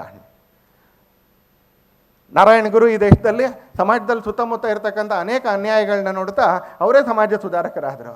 ವಿವೇಕಾನಂದರು ಒಂದ್ಸಲಿ ಆಲ್ಮೋರಾದಿಂದ ಕೊಲಂಬಾಕ್ಕೆ ಓಡಾಡ್ತಾ ಅರ್ಥ ಮಾಡ್ಕೊಂಡ ನಂತರ ಸ್ವಾಮಿ ವಿವೇಕಾನಂದರಾಗ್ತಾರೆ. ಈ ದೇಶವನ್ನು ಪರಿವರ್ತನೆಗೆ ಬೇಕಾಗಿರ್ತಕ್ಕಂಥ ಅನೇಕ ಮಾರ್ಗಗಳನ್ನ ಹೇಳ್ತಾರೆ. ಸಮಾಜದ ಬಗ್ಗೆ ಒಂದು ಸ್ವಲ್ಪ ಕಳಕಳಿ ಇಟ್ಕೊಂಡು, ಸಮಾಜದ ಬಗ್ಗೆ ಒಂದು ಸ್ವಲ್ಪ ಪ್ರೀತಿ ಇಟ್ಕೊಂಡು, ಕಣ್ಣು ಸ್ವಲ್ಪ ತೆರೆದುಕೊಂಡು ಆತ್ಮಸಾಕ್ಷಿಯನ್ನು ಜಾಗೃತವಾಗಿಟ್ಕೊಂಡು ಕೆಲಸ ಮಾಡಿದರೆ ಇನ್ನೂ ಈ ಥರದ 106 ಸಂಸ್ಥೆಗಳು ಬೇರೆ ಅನೇಕ ಕ್ಷೇತ್ರಗಳಲ್ಲಿ ನಾವು ಹುಟ್ಟಾಕ್ಲಿಕ್ಕೆ ಸಾಧ್ಯ ಇದೆ. ಅದರ ಅವಶ್ಯಕತೆ ಕೂಡ ಇದೆ. ಯಾಕಂದರೆ ಸಮಾಜದ ಚಟುವಟಿಕೆ ಅಂದರೆ ಅದೊಂಥರ ಜೇನುಗೂಡಿನ ಚಟುವಟಿಕೆ ಥರ. ಒಂದು ಜೇನುಗೂಡು ಅದರಲ್ಲಿ ಜೇನು ನಿರ್ಮಾಣ ಆಗಬೇಕು ಅಂತ ಕೇಳಿದ್ರೆ ಕೋಟ್ಯಂತರ ಚಟುವಟಿಕೆಗಳು ನಡೆಯುತ್ತೆ. ಕೋಟ್ಯಂತರ ಬಾರಿ ಜೇನುನೊಣಗಳು ಒಳಗೆ ಹೊರಗೆ ಒಳಗೆ ಹೊರಗೆ ಒಳಗೆ ಹೊರಗೆ ಓಡಾಡಿದ ನಂತರ ಒಂದು ಜೇನುಗೂಡು ನಿರ್ಮಾಣ ಆಗುತ್ತೆ. ಅದರಲ್ಲಿ 1 kg 2 kg 3 kg 4 kg ಜೇನುತುಪ್ಪ ನಮಗೆ ಸಿಗುತ್ತೆ. ಆದರೆ ಅದಕ್ಕಿಂತ ಹಿಂದೆ ಆ ಥರದ ಕೋಟ್ಯಂತರ ಚಟುವಟಿಕೆಗಳು ಆ ಥರ ಇರುತ್ತೆ. ಹಾಗೆ ಈ ಸಮಾಜವನ್ನು ಅಗಾಧವಾಗಿರ್ತಕ್ಕಂಥ ಸಮಾಜ, ವಿಶಾಲವಾಗಿರ್ತಕ್ಕಂಥ ದೇಶ, ಇದನ್ನು ಆರೋಗ್ಯಕರವಾಗಿ ಉಳಿಸ್ಕೊಳ್ಬೇಕು ಅಂತ ಕೇಳಿದರೆ ಆ ಜೇನುಗೂಡಿನ ಥರದ ಚಟುವಟಿಕೆಗಳೇ ಸಮಾಜದಲ್ಲಿ ಲಕ್ಷಾಂತರ ಚಟುವಟಿಕೆಗಳು ನಡೆದಾಗ ಈ ದೇಶ ವಿಶಾಲವಾಗಿರ್ತಕ್ಕಂಥ ದೇಶ, ಅಗಾಧವಾಗಿರ್ತಕ್ಕಂಥ ಸಮಾಜ ಯಾವ ರೀತಿಯಲ್ಲಿ ತುಂಬ ಮುಂಚೆಯಿಂದ ಜಗತ್ತಿಗೆ ಶಕ್ತಿ ನೀಡ್ತಾ ಬದುಕ್ತಿತ್ತೋ ಆ ಥರ ಶಕ್ತಿ ನೀಡ್ತಾ ಬದುಕಲಿಕ್ಕೆ ಸಾಧ್ಯ ಇದೆ ಅಂತ. ಭಾರತ ವಿಶ್ವಗುರು ಆಗಬೇಕು ಅಂತ ಕೇಳಿದ್ರೆ ಅದೇನೋ ಒಂದು ಕಾನ್ಸೆಪ್ಟ್ ಅಲ್ಲ, ಯುಟೋಪಿಯನ್ ಕಾನ್ಸೆಪ್ಟ್ ಅಲ್ಲ ಅದು ವಿಶ್ವಗುರು ಆಗಬೇಕು ಅಂತ ಕೇಳಿದ್ರೆ. ಅಥವಾ ಅದೇನೋ ಒಂದು ಅಹಂಕಾರದಿಂದ ಬಂದಿರತಕ್ಕಂಥ ವಾಕ್ಯ ಕೂಡ ಅಲ್ಲ ಅಂತ. ಇಷ್ಟು ದೀರ್ಘ ವರ್ಷಗಳ for so long a time, ಇಷ್ಟು ಸುದೀರ್ಘವಾಗಿರ್ತಕ್ಕಂಥ ಕಾಲ, if a culture, if a tradition, if a society is still living, so there is something tough in it ಅಂತ. ಇನ್ನೂ ಬದುಕಿರಬೇಕಾದ್ರೆ ಎಲ್ಲೋ ಕಾಶಿಗೆ ಹೋಗ್ತೀವಿ, 8000 ವರ್ಷಗಳಿಂದ ಇದೆ. ಕೇಳಿದೆ ನಾನು, ಯಾವ ಸರ್ವೆ ನಂಬರ್ದು 8000 ವರ್ಷಗಳಿಂದ ಇರೋದು ಅಂತ. ಮಣಿಕರ್ಣಿಕಾ ಘಾಟು, 8000 ವರ್ಷದ ಹಿಂದಿನ ಗ್ರಂಥದಲ್ಲೂ ಮಣಿಕರ್ಣಿಕಾ ಘಾಟ್ ಕೇಳಿದೆ ಅಂತ. ಹೇಗೆ ನಿಮಗೆ ಬೆಂಗಳೂರು ಅಂದರೆ ಧರ್ಮರಾಯ ಸ್ವಾಮಿ ದೇವಸ್ಥಾನದ ಸರ್ವೆ ನಂಬರ್ ಇದೆಯಲ್ಲ, ಅದು ಸರ್ವೆ ನಂಬರ್ 1, ಅದು ಬೆಂಗಳೂರು ಇತ್ತು. ಬೆಂಗಳೂರಿನಲ್ಲಿ ಸರ್ವೆ ನಂಬರ್ 1 ಯಾವುದು ಅಂತ ಕೇಳಿದ್ರೆ ಧರ್ಮರಾಯ ಸ್ವಾಮಿ ದೇವಸ್ಥಾನ. ಹಾಗೆ 8000 ವರ್ಷಗಳ ವಾರಣಾಸಿಯಿಂದಾಗ ಹೋದಾಗ ಕೇಳಿದೆ, 8000 ವರ್ಷ ಅಂದರೆ ಯಾವುದೋ ಲೊಕ್ಯಾಲಿಟಿ 8000 ವರ್ಷ ಆಗಿರ್ಲಿಕ್ಕೆ ಸಾಧ್ಯ ಇಲ್ಲ. ಆ 8000 ವರ್ಷ ಯಾವುದದು ಅಂತ ಕೇಳಿದ್ರೆ ಮಣಿಕರ್ಣಿಕಾ ಘಾಟ್. ಅಂದರೆ ಇಷ್ಟು ಸಾವಿರಾರು ವರ್ಷಗಳಿಂದ, ಇಷ್ಟು ಲಕ್ಷಾಂತರ ವರ್ಷಗಳಿಂದ ಈ ದೇಶ ಜೀವಂತವಾಗಿದೆ ಅಂತ ಕೇಳಿದರೆ ಒಂದು ಉಪಯೋಗ ಇಲ್ಲದೆ ಇರತಕ್ಕಂಥ ಶುಷ್ಕವಾಗಿರ್ತಕ್ಕಂಥ ಸಮಾಜ ಇಷ್ಟು ವರ್ಷ ಬದುಕಕ್ಕೆ ಸಾಧ್ಯ ಇಲ್ಲ, unless there is something tough in it. ಆ ಸ್ಟಫನ್ನು ನಮ್ಮ ದೇಶದ ಜನ ಅಧ್ಯಾತ್ಮ ಅಂತ ಕರೆದ್ರು, ಆ ಸ್ಟಫನ್ನು ನಮ್ಮ ದೇಶದ ಜನ ಸಂಸ್ಕೃತಿ ಅಂತ ಕರೆದ್ರು, ಆ ಸ್ಟಫನ್ನು ನಮ್ಮ ದೇಶದ ಜನ ಪರಂಪರೆ ಅಂತ ಕರೆದ್ರು, ಆ ಸ್ಟಫನ್ನು ನಮ್ಮ ದೇಶ ಪದ್ಧತಿ ಅಂತ ಕರೆದ್ರು. ಇವೆಲ್ಲವೂ ಒಟ್ಟಿಗೆ ಸೇರಿ ಧರ್ಮ ಅಂತ ಆಯಿತು. ಧರ್ಮ ಅಂದರೆ ಪೂಜೆ ಮಾಡೋ ಯಾವುದೋ ಒಂದು ಪದ್ಧತಿ ಅಲ್ಲ. ಧರ್ಮ ಅಂದರೆ ಪೂಜೆ ಮಾಡುವಂಥ ಯಾವುದೋ ಒಂದು ಪದ್ಧತಿ ಅಲ್ಲ. ಇವೆಲ್ಲವೂ ಸೇರಿ ಧರ್ಮ ಆಯಿತು. ಯಾಕಂದರೆ it was a way of living, ಬದುಕುವಂಥ ಒಂದು ರೀತಿ. ಅದನ್ನು ನಾವು ತೋರಿಸಿಕೊಟ್ಟದ್ರಿಂದ, ಅದನ್ನೊಂದು ಸಾಕ್ಷೀಭೂತವಾಗಿ ಜಗತ್ತಿಗೆ ತೋರಿಸಿಕೊಟ್ಟಿದ್ದರಿಂದ ಹಾಗಾಗಿ ಈ ಸಮಾಜ ಉಳ್ಕೊಂಡು ಬಂತು. ನಮ್ಮ ಸಮಾಜ ಪೇಪರ್ನಲ್ಲಿ ಉಳ್ಕೊಂಡಿದೆ ಅಂತ ಏನಿಲ್ಲ, ಜೀವಂತವಾಗಿ ಈ ಭೂಮಿಯಲ್ಲಿ ಉಳ್ಕೊಂಡಿದೆ. ಜೀವಂತವಾಗಿ ಈ ಭೂಮಿಯಲ್ಲಿ ಉಳ್ಕೊಂಡಿದೆ ಅಂದರೆ ಯಾವುದೋ ಒಂದು ಜಾಗದಲ್ಲಿ ಅಂತಲ್ಲ, ಈ ದೇಶದ ಉದ್ದಗಲಕ್ಕೂ ಈ ದೇಶದಲ್ಲಿ ಸಮಾಜ ಜೀವಂತವಾಗಿ ಇಟ್ಸ್ ಲಿವಿಂಗ್ ಅಲ್ಲ. ಇವತ್ತಿಗೂ ಕೂಡ it is vibrant, it is living, it is vibrant. ಹಾಗಾಗಿ ನಮ್ಮ ಮೇಲೆ ಆಘಾತ ಆದಾಗ ಈ ಸಮಾಜ ಜಾಗೃತವಾಗಿದೆ ಅನ್ನೋದಕ್ಕೆ ಮೇರು ಫೌಂಡೇಶನ್ ಥರದ ಪುಷ್ಬ್ಯಾಕ್ಗಳೇ ಇದಕ್ಕೊಂದು ಬಹುದೊಡ್ಡದಾಗಿರ್ತಕ್ಕಂಥ ಸಾಕ್ಷಿ ಅಂತ. ನಾವು ನಾಶ ಆಗಲಿಲ್ಲ, ವಿ ಸಫರ್ಡ್, ಆದರೆ ನಾಶ ಆಗಲಿಲ್ಲ. ನಾವು ಆಘಾತಕ್ಕೊಳಗಾದೋ, ನಾವು ತೊಂದರೆಗೊಳಗಾದೋ, ನಾವು ಗಾಯಗೊಳಗಾದೋ, ಆದರೆ ನಾವು ನಾಶ ಆಗಲಿಲ್ಲ. ಯಾಕೆಂದರೆ ಈ ಥರದ ಸಾವಿರ ಪ್ರಯತ್ನಗಳು ವ್ಯಕ್ತಿಯ ಹೆಸರಿನಲ್ಲೂ ನಡೀತು, ಸೋಷಿಯಲ್ ರಿಫಾರ್ಮ್ ಮೂವ್ಮೆಂಟ್ನ ಹೆಸರಿನಲ್ಲೂ ನಡೀತು, ಸಂಸ್ಥೆಗಳ ಹೆಸರಿನಲ್ಲಿ ನಡೀತು, ಈ ಥರದ ಅನೇಕ ಚಟುವಟಿಕೆಗಳ ಮುಖಾಂತರ ನಡೀತು. ಇವತ್ತು ನಾವೆಲ್ಲರೂ ಕೂಡ ಇವತ್ತು ಆ ಥರದ ಮಂಜಮ್ಮ ಜೋಗತಿಯವರ ಶಬ್ದದಲ್ಲಿ ಹೇಳಬೇಕಂದ್ರೆ ಆ ಥರ ಒಂದೇ ದಿಕ್ಕಿಗೆ ತಿರುಗಿ ನಿಂತ್ಕೊಂಡಿರ್ತಕ್ಕಂಥ ನವಗ್ರಹಗಳ ಪ್ರಯತ್ನಕ್ಕೆ ನಾವೆಲ್ಲರೂ ಕೂಡ ಹೆಜ್ಜೆ ಜೋಡಿಸ್ಲಿಕ್ಕೆ, ಭುಜಕ್ಕೆ ಭುಜ ಜೋಡಿಸ್ಲಿಕ್ಕೆ, ಶಕ್ತಿ ತುಂಬಲಿಕ್ಕೆ ನಾವೆಲ್ಲರೂ ಕೂಡ ಬಂದು ನಿಂತ್ಕೊಂಡಿದ್ದೀವಿ ಅಂತದೆ. ಅನೇಕ ಆ 9 ಜನ ಬೇರೆ ಅವರವ್ರ ಪಾಡಿಗೆ ಒಬ್ಬೊಬ್ಬರು ದೈತ್ಯರು ಅವರವ್ರ ಕ್ಷೇತ್ರಗಳಲ್ಲಿ. ಯಾರೋ ಪತ್ರಿಕೋದ್ಯಮದಲ್ಲಿ ದೈತ್ಯರು, ಯಾರೋ ನಾಟಕದ ರಂಗದಲ್ಲಿ ದೈತ್ಯರು, ಸುಮ್ಮನೆ ಅವ್ರವ್ರ ಪಾಡಿಗೆ ಹೆಸರು ಮಾಡ್ಕೊಂಡು ಅವ್ರು ಉಳಿಬೋದಾಗಿತ್ತು. ಆದರೆ ನಮ್ಮ ದೇಶದ ವಿಶೇಷತೆ ಏನಂದರೆ ಹಾಗೆ ಸುಮ್ಮನೆ ಇರೋಕ್ಕೆ ಬಿಡೋದಿಲ್ಲ. ನನ್ನ ಪಾಡಿಗೆ ನಾನು ಸುಮ್ಮನೆ ಇರೋಕ್ಕೆ ಬಿಡೋದಿಲ್ಲ ಈ ದೇಶ ಅಂತ. ಹಾಗಾಗಿ ದೇಶನೂ ಬದುಕೊಂಡು ಬಂದಿದೆ. ಅವರು ಒಬ್ಬೊಬ್ಬರು ಕೂಡ ತಮ್ಮ ಕ್ಷೇತ್ರದಲ್ಲಿ ಭಾಳ ದೊಡ್ಡದ ಹೆಸರು ಮಾಡ್ಕೊಂಡಿರ್ತಕ್ಕಂಥ ಬಹುತೇಕ ಜನ ನನಗೂ ಕೂಡ ನೋಡಿ ಪರಿಚಯ, ಓದಿ ಪರಿಚಯ, ಕೆಲವರು ಮಾತನಾಡಿ ಕೂಡ ಪರಿಚಯ. ಅವರು ಅವ್ರವ್ರ ಕ್ಷೇತ್ರದಲ್ಲಿ ಪ್ರಸಿದ್ಧರಾಗಿದ್ದಾರೆ. ಹಾಗೆ ಮುಂದುವರಿಬೋದು ಅವರು, ಹಾಗೆ ಮುಂದುವರಿಬೋದು. ಆದರೆ ಆಗಲೇ ನಾನು ಹೇಳಿದಾಗೆ the country and the society doesn't allow us to be like that in art ಅಂತ. ನಮ್ಮ ವೈಯಕ್ತಿಕವಾಗಿರ್ತಕ್ಕಂಥ ಸಾಧನೆಗಳ ಮುಖಾಂತರ ನಾ ಹಾಗೆ ಇರಬೇಕು ಅಂತ ಈ ದೇಶದ ಸಮಾಜ, ಸಂಸ್ಕೃತಿ ಮತ್ತು ಇಲ್ಲಿ ನೆಲದ ಮಣ್ಣು ಅದು ನಮಗೆ ಬಿಡೋದಿಲ್ಲ ಅಂತಲೇ.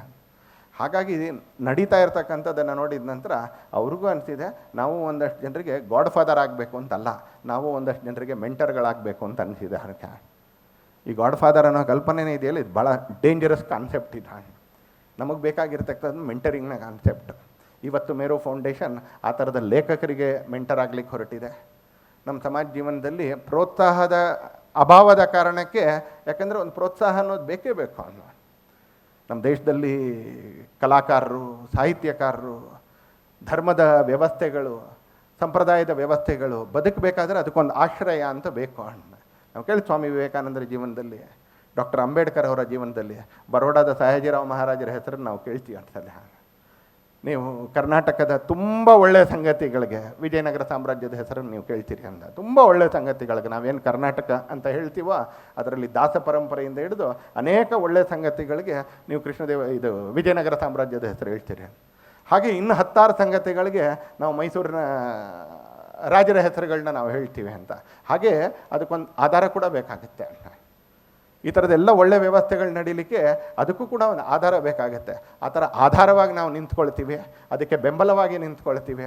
ಸಮಾಜ ಜೀವನದಲ್ಲಿ ಒಂದು ಆರೋಗ್ಯಕರವಾಗಿರ್ತಕ್ಕಂಥ ಹೆಲ್ತಿ ಕಾಂಟ್ರಿಬ್ಯೂಷನ್ ನಮ್ಮದು, ಆರೋಗ್ಯಕರವಾಗಿರ್ತಕ್ಕಂಥ ವ್ಯವಸ್ಥೆಯನ್ನು ತರಲಿಕ್ಕೆ ನಮ್ಮದು ಒಂದು ಪಾತ್ರವನ್ನು ನಾವು ವಹಿಸ್ತೀವಿ ಅಂತ ಇವತ್ತು ಹೊರಟಿರ್ತಕ್ಕಂಥ 9 ಜನರಿಗೆ ನಿಮ್ಮೆಲ್ಲರ ಪರವಾಗಿ ನಾನು ಮತ್ತೊಮ್ಮೆ ಶುಭಾಶಯಗಳನ್ನ ಕೋರ್ತಾ, ನಿಮ್ಮೆಲ್ಲ ಅನೇಕರ ಹಿರಿಯರ ಆಶೀರ್ವಾದಗಳನ್ನ ಅವರಿಗೆ ತಲುಪಿಸ್ತಾ, ನಮ್ಮಂಥ ಅನೇಕ ಕಿರಿಯ ಕಾರ್ಯಕರ್ತರ ಬೆಂಬಲ ಅವರಿಗೆ ಸದಾಕಾಲ ಇರುತ್ತೆ ಅನ್ನುವಂಥ ಭರವಸೆಯನ್ನು ಅವ್ರಿಗೆ ಕೊಡ್ತಾ, ಮತ್ತೊಂದು ಸಲ ನಾನು ಆರಂಭದಲ್ಲಿ ಹೇಳಿದಕ್ಕಂಥ ಒಂದೇ ಒಂದು ವಾಕ್ಯವನ್ನು ಮತ್ತೆ ಪುನರಾವರ್ತನೆ ಮಾಡ್ತಾ ನಾನು ನನ್ನ ಮಾತನ್ನು ಮುಗಿಸ್ತೀನಿ. Just feel assured that we are only a phone call away ಅನ್ನುವಂಥ ವಾಕ್ಯವನ್ನು ಮತ್ತೊಮ್ಮೆ ಪುನರುಚ್ಚರಿಸ್ತಾ ನನ್ನ ಮಾತನ್ನು ಮುಗಿಸ್ತೀನಿ. ತುಂಬ ಧನ್ಯವಾದಗಳು. ಈ ಸಂದರ್ಭದಲ್ಲಿ ನನಗೆ ಭಗವದ್ಗೀತೆಯ 6ನೇ ಚಾಪ್ಟರ್ನ ಒಂದು ಶ್ಲೋಕ ನೆನಪಾಗ್ತಾ ಇದೆ. ಉದ್ಧರೇತ್ ಆತ್ಮನಾತ್ಮಾನಂ ನಾತ್ಮಾನಂ ಅವಸಾದಯೇತ್ ಆತ್ಮೈವ ಹ್ಯಾತ್ಮನೋ ಬಂಧು ಆತ್ಮೈವ ರಿಪುರಾತ್ಮನಃ. ಇದು ಹೇಳೋದು ನಮ್ಮ ಮನಸ್ಸು ಹೇಗೆ ನಮಗೆ ಫ್ರೆಂಡ್ ಆಗಿರ್ಬೋದು, ಹಾಗೆ ನಮ್ಮ ಮನಸ್ಸೇ ನಮಗೆ ಶತ್ರು ಕೂಡ ಆಗಬಹುದು. ಇಲ್ಲಿ it speaks about the unity of the self, but we could interpret it as the unity of the entire community, like the way our speakers just said. It is important that all of us connect with each other and forget the hatred that has been thrown upon us for various reasons. We need to stay together, and as I invite all of you to join hands in this endeavor, I'd like to thank a few important people who have played a very, very crucial role in making this event happen. Shri Dasharatha Vailaya, Shri Vikram Phadke, Shri Ganesh Udpa, Shri Badri, Shri Subramanya, Shri Rammurthy, and Shri Narayan. Please put your hands together to these people. They have been immensely helpful in making this event happen. I'd like to call on stage Shri Dasharatha Vailaya and Shri Vikram Phadke. Please come on stage. We'd like to offer our gratitude to you.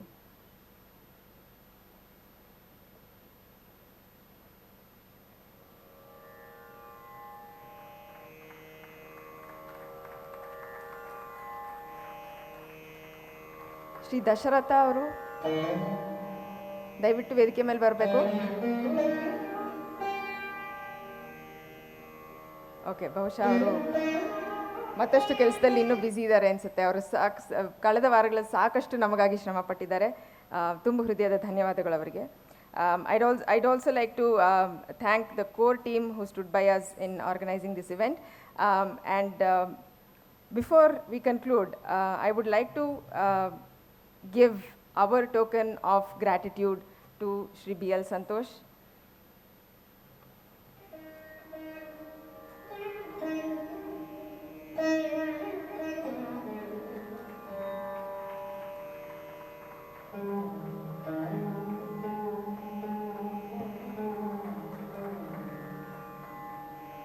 ನಾವು ಈ ಕಾರ್ಯಕ್ರಮವನ್ನು ಹಮ್ಮಿಕೊಂಡಿದ್ದೀವಿ ಅಂತ ಮೊದಲು ಹೇಳಿದಾಗ ನಮಗೆ ಸಿಕ್ಕ ಪ್ರತಿಕ್ರಿಯೆಗೂ ಶ್ರೀ ಸಂತೋಷ್ ಅವರು ನಮ್ಮ ಕಾರ್ಯಕ್ರಮಕ್ಕೆ ಬರ್ತಿದ್ದಾರೆ ಅಂತ ಹೇಳಿದ ಮೇಲೆ ಸಿಕ್ಕ ಪ್ರತಿಕ್ರಿಯೆಗೂ ನಾವು ನೋಡಿರೋ ವ್ಯತ್ಯಾಸ, ಅದರಿಂದ ನಾವು ಆ ವ್ಯಕ್ತಿತ್ವಕ್ಕೆ ಇರುವಂತಹ ಶಕ್ತಿ ಬಗ್ಗೆ ತಿಳ್ಕೊಂಡಿದ್ದೀವಿ. ಇವತ್ತು ಅವರು ನಮ್ಮ ಜೊತೆ ಇದ್ದೀವಿ, ನಮ್ಮ ಕನಸು ಅವ್ರದ್ದಾಗಿರುತ್ತೆ. We are just a phone call away ಅನ್ನುವಂಥ ಮಾತು ಹೇಳಿದ್ದಾರೆ. ನಮಗೆ 100 ಆನೆ ಬಲೆ ಬಂದಷ್ಟು ಸಂತೋಷವಾಗಿದೆ. ಖಂಡಿತ ನಾವು ಹೇಳಿದಂಥ ಕೆಲಸಗಳನ್ನು ಖಂಡಿತ ಮಾಡಿ ಇನ್ನಷ್ಟು ಕೆಲಸಗಳನ್ನು ಮಾಡುವಂಥ ಉದ್ದೇಶವನ್ನು ನಾವು ನಮ್ಮ ಮುಂದೆ ಇಟ್ಕೋತೀವಿ ಅನ್ನೋಂಥ ಭರವಸೆಯನ್ನು ಕೊಡೋದಕ್ಕೆ ಇಷ್ಟಪಡ್ತೀನಿ. With a lot of gratitude to all the volunteers who have helped us and the staff of Shivananda Sharma Kalakshetra, I would like to end this very inspiring evening with this song from Swami Vivekananda. ಏಳು ಮೇಲೇಳು ಏಳು ಸಾಧುವೆ ಹಾಡು ಚಾಗಿಯ ಹಾಡನು, ಹಾಡಿನಿಂದೆಚ್ಚರಿಸು ಮಲಗಿಯ ನಮ್ಮ ಈ ತಾಯ್ನಾಡನು. ಧನ್ಯವಾದ. ತಾವೆಲ್ಲರೂ ಬಂದು ನಮ್ಮ ಜೊತೆ ಸಮಯವನ್ನು ಕಳೆದಿದ್ದೀರಾ. ಈಗ ದಯವಿಟ್ಟು ತಮ್ಮ ಸ್ಥಾನದಲ್ಲಿ ತಾವು ನಿಂತ್ಕೋಬೇಕು. ಈಗ ವಂದೇ ಮಾತರಂ ಆಗುತ್ತೆ.